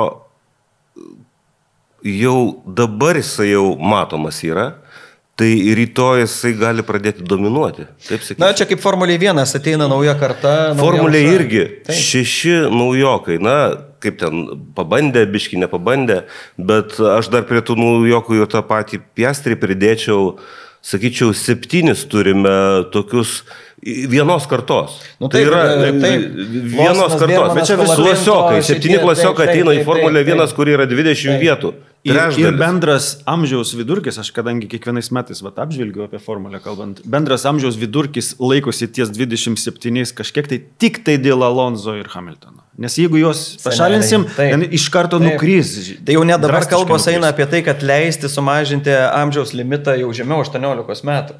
Tai ką reiškia, kad jau jaunieji sportininkai sugeba rodyti aukštesnį tempą. Aišku, automatiškai jų rizikos ribos yra platesnės, bet kaip rodo Kalapinto, automatiškai tos rizikos kartais nepasiteisina ir kainuoja didelius pinigus Williamsui. Nu, ten daug žilų. Bet čia overall yra jo tendencija autosporte yra jaunėjimo. Nuslydom staiga nuo Dakaro į Formulę, grįžtam atgal. Gerai, ne, palaukit, jeigu galima apie Dakarą kalbėti ir pritraukiant Formulę 1. Alonso išbandė Formulės 1 sportininkas Dakaro duoną. Dar nori, man atrodo. 20 metais jisai su Marku Koma jau pasiėmęs tikrai patyrusi šturmaną, startavo Dakaro ralyje, važiavo, bandė rodyti aukštą tempą, nu, Alonso, tai ką čia, pirmas Dakaras. Nu, come on, pirmas Dakaras visiems baigėsi blogai. Ir tada, kai jis nusivertė nuo tos kopos, ir tada dar maratoninis greičio ruožas buvo. Ir ten reikėjo tikrai mechanikams paplušėti naktį prie jo automobilio, nes sportininkai padeda sportininkams, aišku. Ten, aš mačiau, kaip 4 mechanikai apspitė jų automobilį ir klijuoja stiklą, ir stato naujus žibintus, ir sparnus keičia, ir visą kitą. Ir aš juokavau tada savo video ir postą internete, sakau, tai kur iš čia iš jų Alonso, kur iš čia iš jų Nes, yra tie pagalbos sunkvežimiai, kurie visą gyvenimą važiuoja. Antanas aną kartą tą patį minėjo, kad Naseras Alityje irgi ten taip, daug maž vaikšto ir žiūri, ne? Tai čia priklauso nuo daug. Pasakysiu, yra pasiskirstytos rolės komandoje ir jeigu tau nustatyta vežti rezultatą ir yra sportininkai, kurių darbas yra tam tikrą funkciją atlikti, jie tą ir atlieka. Tai yra automatiškai, žiūrėk, ratą, kai keičia, kas suka ratą, kas deda padangą, kas ją įdeda atgal ir taip toliau, kas atvažiuoja iš pagalbos ir žiūrėk, 2 šturmanai remontuoja mašiną, 2 pilotai stovi ir stebi. Rimtais veidais. Dar parodo, tu ne taip tą darai, ne? Taip, yra objektyvus niuansas, kad ten įkišiu aš ten savo tos atgrubnagiškus pirštus, man kažką prispaus, aš negalėsiu vairuoti, nu taip grubiai. Taip, yra objektyvios priežastys. Jeigu taip paprastai kalbant, taip. Ir dabar žiūrėkime, pirmas 5-tukas, 6-tukas, 7-tukas, 8-tukas yra valandos riboje. Tai ta valanda, sakykime, yra labai trapi. Nes netgi pernai metais rezultatas rodo, kad 1 ir 2 ir 3 vietos vis laik skyrė net 2 valandas ir taip toliau. Tai, žodžiu, dar gali įvykti. Čia dar niekas neprarasta ir dar visko gali atsitikti ir tikrai dar stalai, kaip sako, apsisuks. Kažkieno naudai, kažkieno nenaudai gyvenimas parodys. Einam prie kitos legendos Vaidoto ir trakų kategorijos. Tai vis dar automobilių kategorijos. Rokas. Dar Roką, gerai. Rokas yra 15, ką norėjau paminėti ir pasakyti, kad jo ambicijos tikrai yra didelės, jis tikrai sugeba važiuoti gerų rezultatų. Svarbiausia neperdegti. Atėjus iš bagių kategorijos reikia suprasti vieną dalyką, kad automobilio gabaritai, masė ir visi kiti dalykai yra skirtingi. Tas pats Šimonas Gospodarčikas atėjęs šturmanauti Benediktui Vanagui yra pasakęs, kad reikia persiorientuoti, kad atstumai tie, kurie būdavo su bagiu ir jų įveikimo tempas yra skirtingi. Inercija automobilio yra kita, matomumas yra daug prastesnis. Ta pati sakė, čia kaip F3 ir F1, taip grubiai. Taip, važiuoja, tai važiuoja. Jeigu sugebės Rokas greitai persilaužti, taip jisai suvažiavęs yra keletą varžybų, bet Dakarinė formate tai yra pirmas jam toks važiavimas ir jeigu jisai sugebės, jis jau sugebėjo ir liaudiškai tariant, jisai turi tą kraują, bet išlaikys tą patį tempą, mes galim pamatyti, kad jis galbūt net įsibraus ir to 10. Mano buvo spėjimas. Debiutuojant Ultimate kategorijoje jau jis yra pasiekęs didelį pasiekimą, kad yra laimėjęs etapą. Pirmas ir ne bet kokio chrono etapą, atsiprašau, ir kitas dalykas, 2 dienos. Tai būtent. Taip. Aišku, chrono irgi niekas nesistengia labai laimėti, nes sekančią dieną tu atidarinėjai trasą. Gerai. Manau, kad čia yra padėtas daiktas, aukštos prabos daiktas ant stalo. Ir niekas to nepaneigs. Tai yra įrašyta. Viskas. Taip. Jis yra tas sportininkas, kuris ateina į automobilių sportą nuo kartingų. Būtent jis yra įveikęs visus hierarchijos laiptelius, ateidamas iki to aukščiausio lygmens. Galbūt net mes tarpusavį šnekėdami irgi šnekam, kad galbūt Vaidoto Žala padarė klaidą, kad jisai atėjo į Dakarą ir iš karto sėdo prie automobilio vairo. Jeigu jisai būtų iš karto, kaip Kristina Gutierrez padarė, sėdęs pirmiausiai prie bagio. Tada pradėjęs važiuoti, realiai bendrai tais metais tai nelabai ten tų bagio. Buvo proto ta kategorija, bet bet vis tiek galim sakyti bagis. Būtų sėdęs prie to bagio ir tada perėjęs iš karto į automobilių kategoriją po bagio. Galbūt rezultatas net šiandien būtų visai kitoks. Kažkoks tęstinumas būtų palaipsninis auginimas. O dabar akivaizdu, kad Roko ta karjera sportinė, jinai labai sudėliota lentynomis, labai logiškai sudėliota. Ir tai matyti viena iš priežasčių, kodėl rezultatai yra. Taip. Viena iš priežasčių. Taip. O Vaidoto Žalos lentynose truputėlį yra bardakas. Taip, yra jo. Bet čia dar ir amžius groja, nepamirškim, kad... Vaidas yra greitas, tikrai jisai... Ne apie lėtas greitas, o apie tai, nuo kada tu pradedi savo kelionę. Bet jo, sakykime, yra pliusas tas, kad jisai po Dakaro nenutraukia savo veiklos, jisai važiuoja klasikinėme ralyje, galbūt ne visuose etapuose kiek nori, nes vėlgi biudžetas yra svarbus ir ne visada jo yra, bet ta patirtis atsinešta į Dakaro ralį tikrai duoda savo, jisai kai kur tikrai gerai jaučiasi ir netgi su to pačiu sunkvežimiu dabar važiuodamas jisai rodė aukštą rezultatą ir realiai kalbant apie tas lentynas ir tą bardakėlį jame, dabar pats Vaidotas sakė, kad jis negali sau leisti nefinišuoti. Jisai turi per daug nefinišuotų varžybų Dakare tiek su ProDrive Hunteriu, tiek su ta pačia Toyota, tiek su Miniu. Ir dabar su sunkvežimiu, jeigu bus DNF. Tai... Bet klausyk, atrodė, kad jisai pats sako, kad šito daikto neįmanoma sunaikinti. Bet vakar viskas pakybo būtent. Man atrodo, kad Vaidas įrodė, kad jisai sugeba sunaikinti bet ką, kas yra jo rankose. Panašiai aš kalbu apie savo tėvą, tėti nepyk. Bet aš juokaudamas sakau, kad jeigu reikia užmušti mašiną, tai duokit mano tėvą. Ir sprendimas buvo, jam duoda dabar naują mašiną, tai vat pasižiūrėsime. Procentinis, nenaudokim žodžio kaltė, bet procentinė įtaka, kaip tu manai, tos avarijos, to gedimo, procentinė įtaka, driver ir ką? Yra, tikrai tas faktorius yra. Visų pirma, matant, kiek yra akmenuotų ruožų ir kiek reikia ropoti per juos, tai greitis ir netgi sunkvežimiui įveikiant tam tikrą kliūtį, inercija ir masės santykis turi savo. Tu gali, atrodo, taip, yra, jeigu ta prasme, pasirinktas sunkvežimio masė ir kažkoks akmuo, jų susidūrimas kažkokį tarpininką turi. Tai tos masės susidūrimas su ta sugeba tą tarpininką sunaikinti, kadangi jinai yra didelė. Net sunkvežimio. Ir matėm per maratoninį etapą, jau jie atvažiavo su reikalais, jie žinojo, kad yra reikalų. Ir yra, bet kažkaip yra vaizdo įrašas, labai viešai priliečia. Nesimatė, kokie reikalai.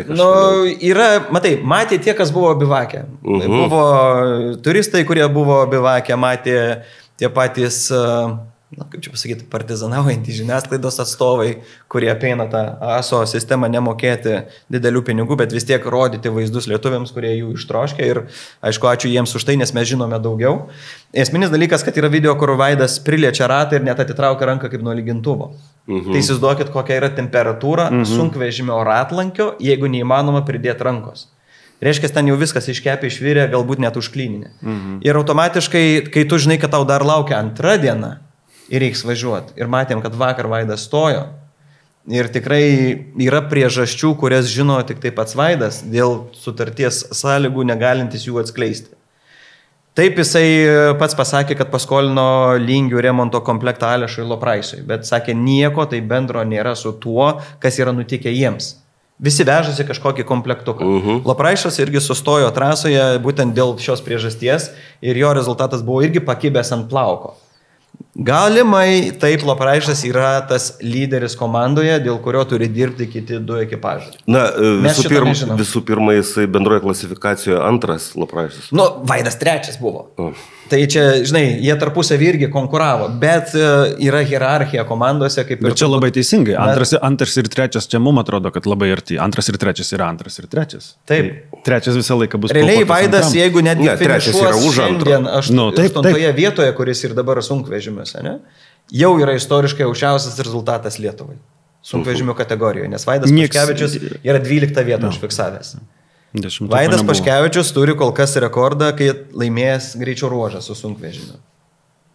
Paškevičius.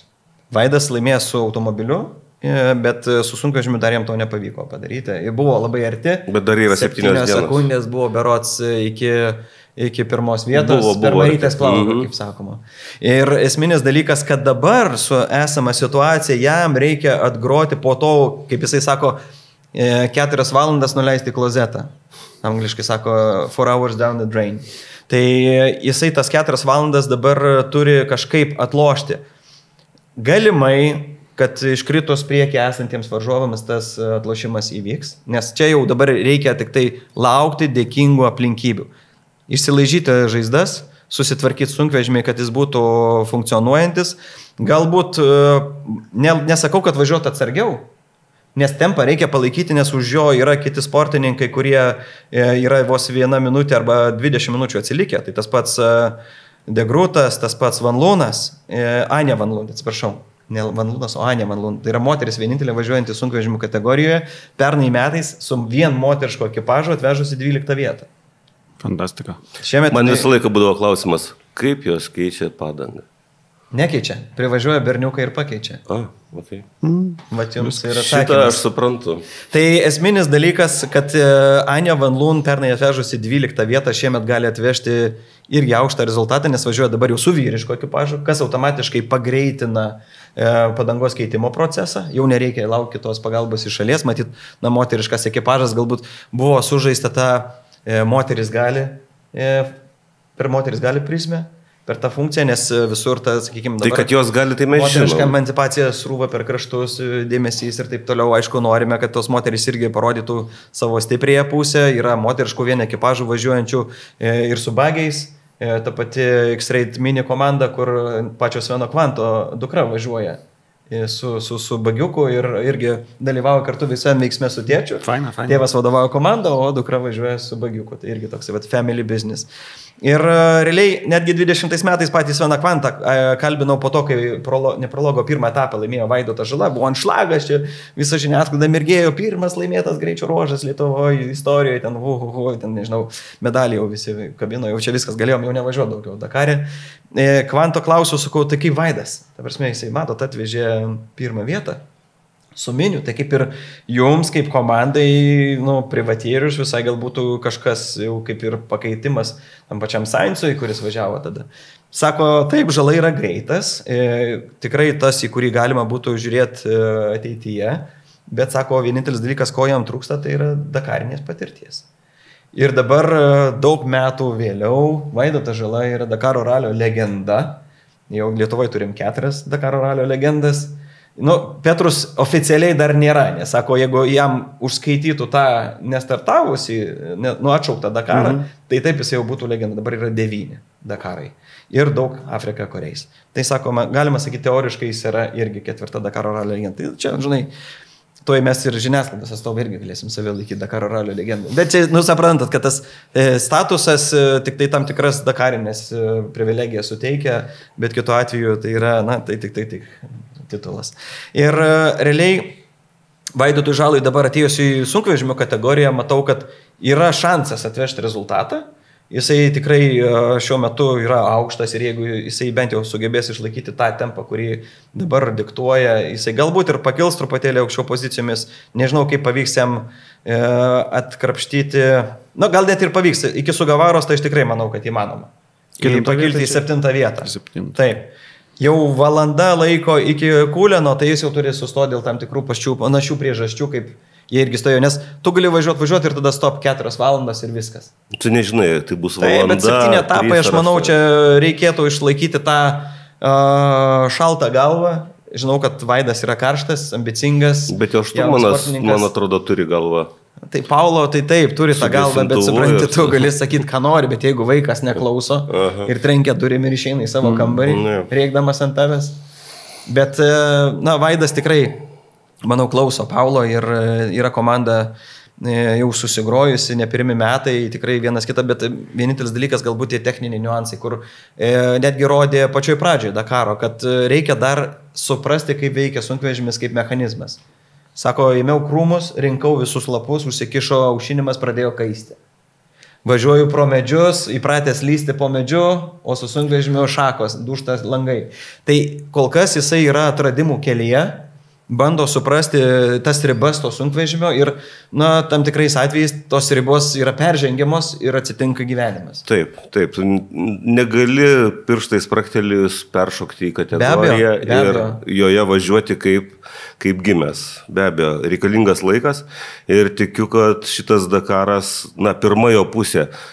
Velnes, jeigu ne ta paskutinė diena ir jos galas, tai Vaidotas pelniškai gerai būtų atrodyti. Arūnai, žinau, pasakysiu paprastai. Būt katinas nešikės, būt pelę pagalės. Yep. Kai bus finišas, tada galima bus svarstyti, kas bet šiuo atveju reikia toliau išlaikyti šaltą galvą, stengtis važiuoti kuo atsargiau ir tikėtis, kad technika atlaikys, nes netgi važiuojant paprastai, ką įrodė Vladas Jurkevičius, gali nutikti reikalai.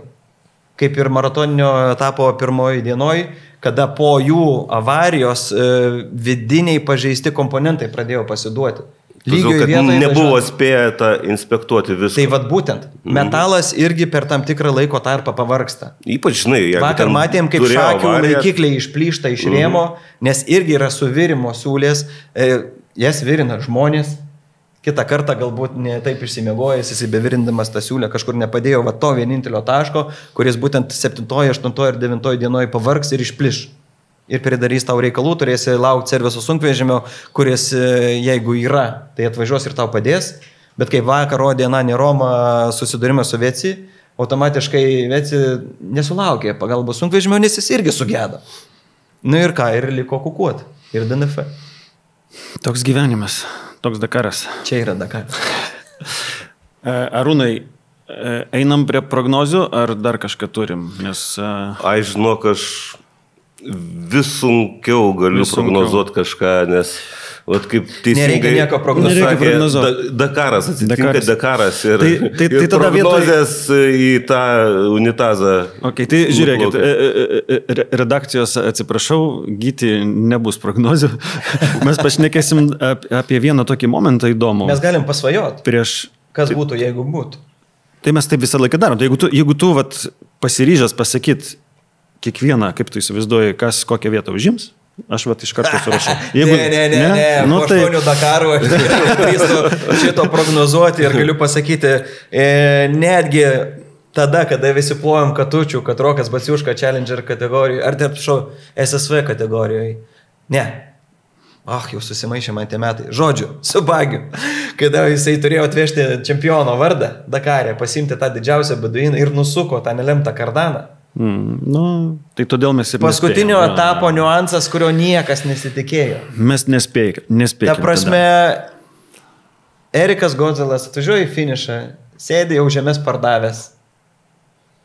Laukia to Baciuškos, laukia. Jo nėra. Ir ateina žinia, kad seniuk, tu čempionas. Tai va čia yra, kada bus finišas, tada ir skaičiuosim viščiukus. Dabar stebim, tikimės, laukiam, kad įvyks kuo geresnės aplinkybės, kad lietuviai bus kuo aukščiau, kad Dakaro ralio naujokai neiškris ir nepatirs rimtų problemų ir atvažiuos į finišą. Jau viena netektis Gediminas Šatkus, antra netektis neįskaito įvažiuojantis, netektis čia kaip laidotuvės, bet nelaido, nuostoliai, sakykime, Vladas Jurkevičius, trečias Benediktas Vanagas, dabar Žalan Marytės plauko, ačiū Dievui, jisai vakar sugebėjo kažkiek išsikrapštyti iki finišo. Išsikrapštyti ir Gerai, bet mes galim nespėjimais pavadinti tau palinkėjimais, ar ne? Ir tada lengviau materializuoti skaičius kažkokius galvoje. Aš žinoma, ko gero, nespėčiau dėl... Čia GPT galima paklausti, kas iš tiesų. Dėl Siliūno ir Paulavičiaus, nes jie, ko gero, nevažiuoja rezultatui tokiam kažkokiam. Siliūnas važiuoja dėl finišo. Ir tai yra jam... Tai mes taip ir spėjome. Jų galima nespėti, bet manau, Arūnas pajėgus taikyti į 20 vietą. Aš spėjau 20 motociklų įskaitoje. Jo. Na, palaukit, toj pasižiūrim, pabandysim paprognozuoti. Ir Jucius dėl, žinoma, patirties tokos, tai numeskime 5 vietas, 25 vietą taikyti, norėtų taikyti. Tai ir mano taip pat surašyta. Į 20 vietą Rūnas. Pasakoj. 3 valandos. Na, nežinau. Gerai, tiesiog. Sakykim taip, minuso sistemos principui suveikus, 10 dalyvių, net ne 10, 17 dalyvių. Neturėtų suveikti. Bet čia, pavyks. Gerai, tai pasakyk, ką... Tu, kaip žmogus matuojantis jau su liniuotė, tai galiu tiksliau. Aš su liniuotė matuojantis matau 5 valandų deficitą iki lyderio. Viskas aišku, tavęs klausia Arūnas skaičius, tu nepasakok čia. Jeigu Arūnas šiemet finišuos absoliučio... Ne. Skaičius yra, pavyzdžiui, 25, tavo atsakymas turi būti toks. Dar 28. 30-tukė. Taip. Okay. Jau bus gerai. Realesnė siekėmybė. Taip, Nerimantas Jucius, aš manau, kad jeigu finišuos bus gerai, bet jisai turi ir teorinių galimybių, net jeigu visos aplinkybės susiklostys ir veiks kaip turi būti, prilenkti tą patį Arūną. Nes Arūnas važiuoja visų pirma su nauja technika. Jos patikimumo klausimas yra dar neišspręstas ir pats Arūnas sakė prieš Dakaro ralį, tikslas atvežti šitą motociklą į finišą. tai jisai tikrai nesiplėšys dėl tų istorinių rezultatų ir taip toliau. Visiškai pritariu. Jo misija yra visai kita. Tai netgi jeigu Nerimantas Jucius jį yra aplenks, jis tikrai nepyks, nes ne to jisai čia atvažiavo. Be abejo. Jam reikia, kad 3 Hoto motociklai būtų finiše, jam yra duota paprasta užduotis, nes Hoto reikia komunikuoti, kad motociklas įveikęs Dakaro ralį. Nerimantui Juciui irgi aš linkiu atvažiuoti, nesvarbu kurioje vietoje, tas top 30 jam 20, yra... 29. Nu, tarkim, 29, bet 5,5 valandos iki lyderio, iki 29 vietos reikia atgroti 2 valandas. Jeigu navigacija funkcionuos ir įvyks vėl tam tikra minusų sistema, manau, kad įmanoma. Okay. Good. Neprognozuoju, kur atvažiuos Iliūnas, nes... Tai mes apie juos taip ir... Mes jiems žadam tiesiog... Linkiu, kad jų motociklai atlaikytų ir jie atvažiuotų į finišą. Ir jiems patirti malonu. Empty quarter. Ten bus daug smėlio, bus daug vargo vakarienės ir jeigu jie sugebės iš ten išsikrapštyti ir neperkaitinti motociklų ir neįkristi piltuvėlius ir sugebės juos išsikelti, nes Dakarė ir vyrai verkia, tai aš manau, kad bus labai gerai. Na, tie vyrai išmokė kentėti, kiek aš suprantu. Nes jeigu nemokė kentėti, ko gero, Dakarė... Matai, Dakaras labai nualina ir kai tu esi išvargęs, netgi, sakykime, dabar dar jau jie yra pavargę ir nesupranta, sako, net kuri diena, kuri savaitė iš viso išėję į kosmosą. Tai po 8-9 etapų jie bus dar labiau pavargę dėl to, kad miego trūkumas yra vienas iš pagrindinių faktorių. Temperatūra yra antras, kuri tikrai nedžiugina. Ir taip psichologiškai tave žudo. Kai ten susirengia, startuoja motociklistai. Būtent. Ir aš labai užjaučiu sportininkus, kurie miega palapinėse. Aš pats tą dariau Saudo Arabijoje vieną kartą ir tikrai žinau, kad jeigu norite išbandyti save ir pasijausti kaip tikras Dakaro ralio bivako gyventojas, tai pasistatykit palapinę balkonę šiandien ir dieną pabūkite toj palapiniai. Galite lysti į miegmaišį, visą kitą. Bet naktis duoda visą tą neigiamą efektą, nes kai tu miegi, tu priprakaituoji, sušlampa palapinė iš vidaus, tada tas kondensatas susirenka į tavo miegmaišį. Tu miegmaišyje miegi susirengęs tikrai daug. Nu, aišku, sakysi, taip ne tą miegmaišį pasiėmė, tai reikėjo. Mes 20 metais atvažiavom iš Pietų Amerikos į Saudo Arabiją. Pilnas lagaminas šortų ir marškinėlių, aš visą Dakarą buvau su tais rūbais, su kuriais išvažiavau iš Lietuvos prie -15. Nes tai yra vasara. Ten yra vasara, o čia šiaurinis. Saudo Arabija, ta prasme, taigi Saudo Arabija karšta. Saudo Arabija yra žiema. Kodėl Saudo Arabija šalta? O Saudo Arabija šalta dėl to, kad tai yra plokščiakalnis.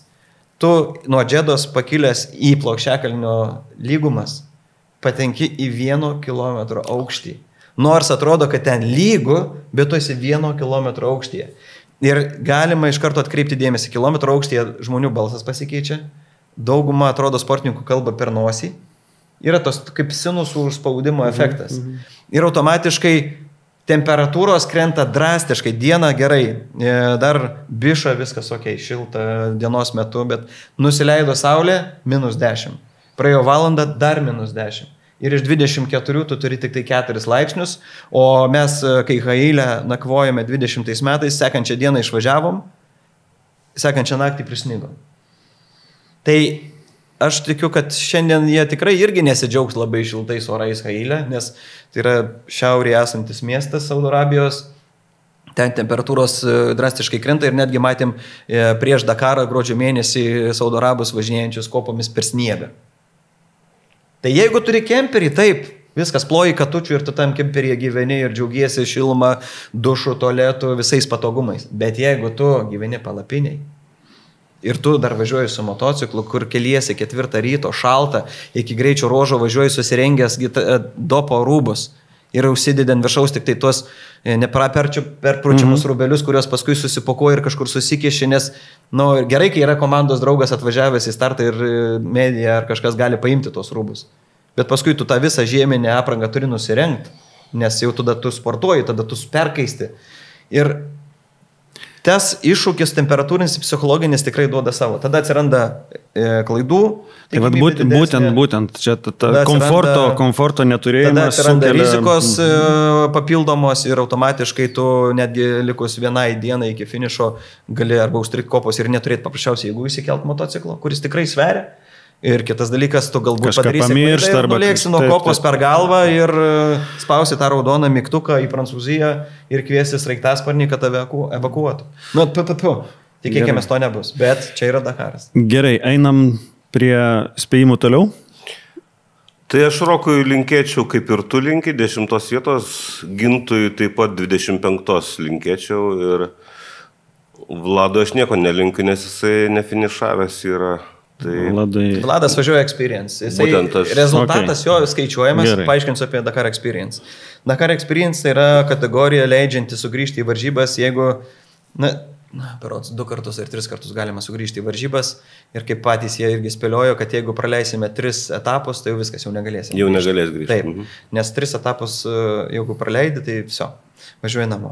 Tai čia esmė yra, kad jų rezultatas su didelėm baudom vis tiek yra reitinguojamas ir jie dar gali net iš tos 53 vietos pakilti į kažkurią tai. Kitas dalykas, turime Roką Baciušką, kuriam iki 10-ko trūksta 2 valandų. Jeigu sutaps aplinkybės, jisai tikrai jį pateks, tai aš džiaugsiuosi, jeigu jisai sugebės įveikti.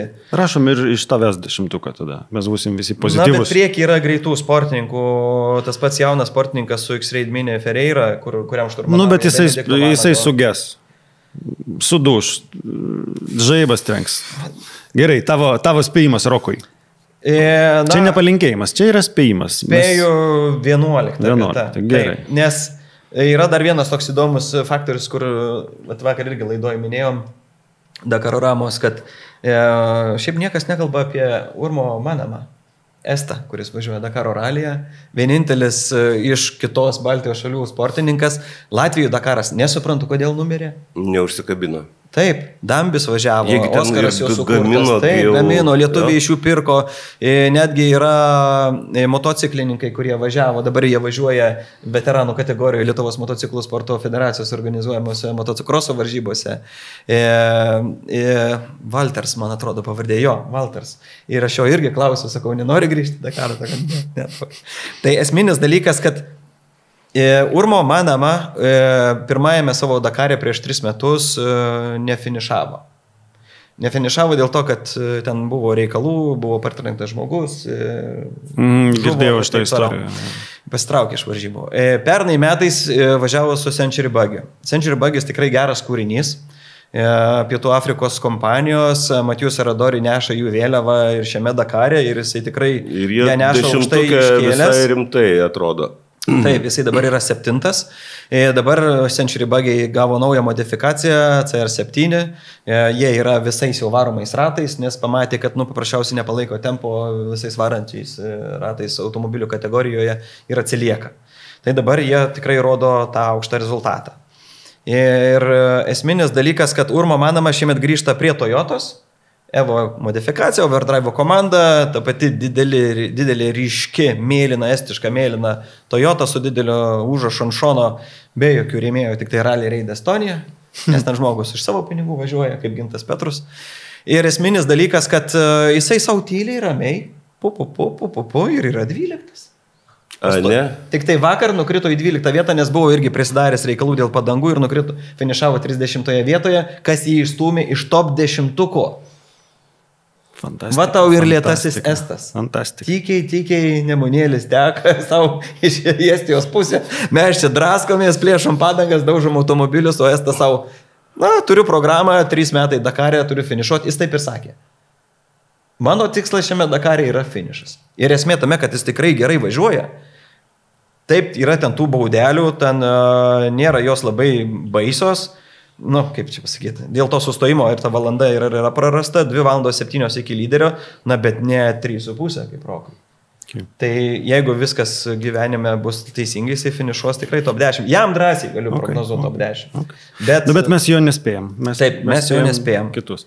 Tai vyrai, mums ryšti reikia su tom prognozėm ir baigti šitą laidą kažkaip. Tai tą reikia padaryti spėjant Vaidotą. Na, Vaidotą aš linkėčiau vis tik į 5 sugrįžti. Tai dėl to ir Okay. žinau, kad jisai moka tą laužyti daiktus, žinau, bet palinkėsiu jam 5 vietos. Negi gaila. Tikimybė tokia tikrai yra, nes ir sunkvežimiai genda.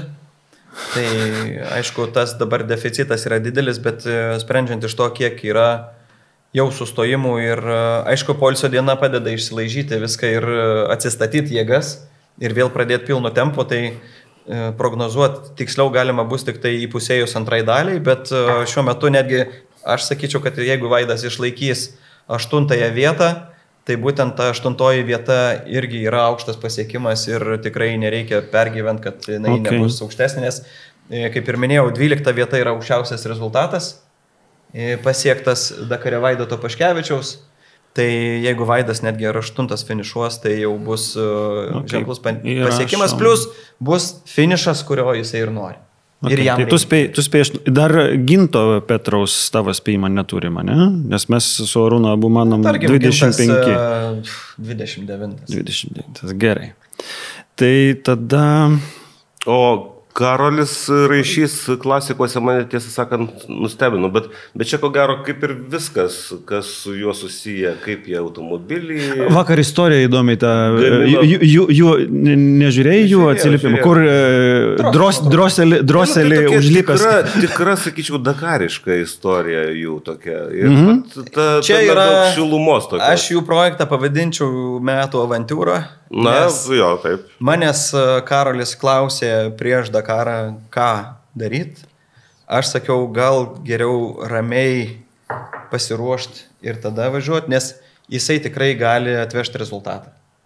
Jisai yra Monte Carlo varžybų dalyvis, prizininkas ir taip toliau, istorinėse varžybose važiuojantis kiekvienais metais ir aš spėju, kad grįžęs iš Dakaro jis iš karto sės į automobilį ir lėks į Monte Carlo, nes bent jau toks pas jį planas buvo.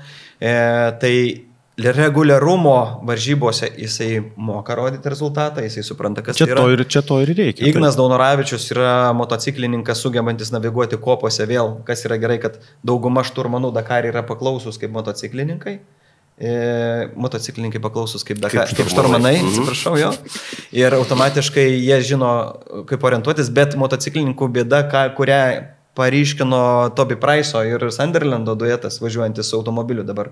2 Dakaro ralio čempionai po 2 kartus laimėję Dakarą važiuoja su vienu automobiliu. Sunderlandas pasakė, aš turiu išmokti kalbėti, nes aš kai važiuoju su motociklu, aš esu su savo mintimis, aš neturiu niekam nieko sakyti, aš stebiu kelio knygą ir viską ir dabar aš turiu priprast komandas atidavinėti Toby Price'ui, kad jisai žinotų, kur važiuoti. Tai va čia jam reikalingas didžiausias persilaužimas. Bet kas labiausiai stebina arba džiugina, aš nežinau, kad jie puikiai varo. Jie rodo tikrai aukštą rezultatą. Karolis dabar 5?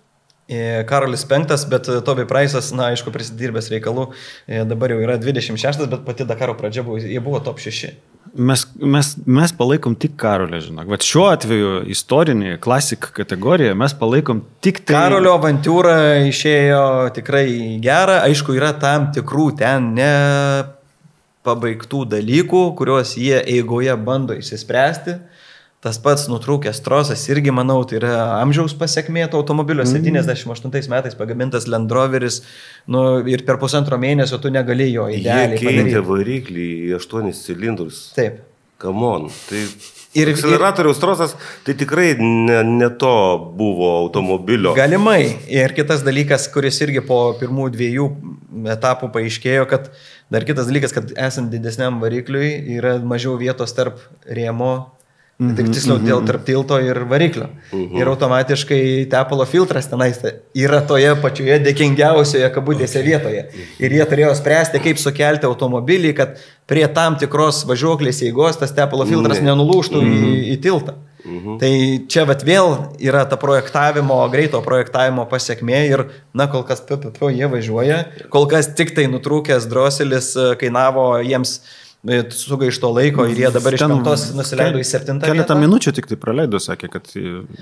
Čia jie prisirinko greičio baudų, nes tada turėjo skubėti, nes buvo greičio ruožo vidurys, etapo vidurys, trečias iš 6 berots šitų greičio ruožų ir jie automatiškai turėjo skubėti. Ir skubėjimas, aišku, virto į baudos taškus ir mačiau, kaip Karolis Raišys pergyvena dėl to, nes norisi atvežti aukštą rezultatą, bet toje kategorijoje važiuojantys sportininkai tikrai yra kieti.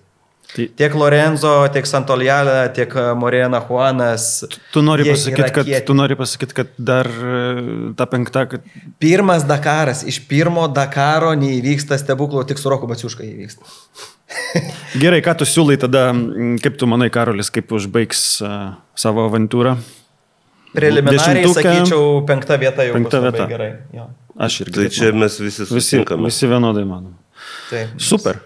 Tai šita nata Mindaugui, kuris turi belekiek istorijų apie viską, žiauriai įdomių. Dėkojam už ateimą.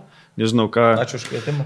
Aš dar maldelę po to pasakysiu, ką reikia padaryti visiems žiūrovams. Aš irgi prisidedu prie padėkos Mindaugui. Labai praturtino mūsų vaizdelį. Jo, aš sužinojau daug. Ir matyt, žmonėms, kurie gal mažai žino Dakarą, mažai domisi, nušvietė labai daug aspektų Dakaro. Aš irgi taip pat sužinojau kažką savo naujo. Tai yra nuostabu. Ačiū Mindaugai. Prašau. Ačiū žinoma visiems žiūrovom, kurie žiūrėjo.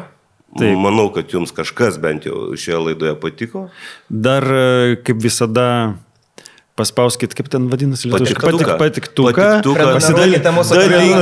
Dalinkitės ir prenumeruokite. Reikia išmokti tą maldelę, kur sako, nepamirškite sekti mūsų YouTube, Facebook, Instagram paskyroje, prenumeruokite mūsų kanalą. Susitiksime rytoj. Mes turim kitą maldelę, bet jo. Ir būtinai spėkit, pabandykit spėti vienam komentare. Idealiausia, geriausia Bike plus Car, plus Vaidotas Žala plus Karolis, kažkokį savo tokį unifikuotą vieną spėjimą ir paskutiniam epizode po Dakaro mes išrinksim tą laimėtoją ir padovanosim kažkokį prizelį. Karolis turi pravardę, nežinot? Dakarolis. Dakarolis. Gerai, tai ačiū visiems. Čiau. Ačiū Mindaugai. Iki, ačiū labai.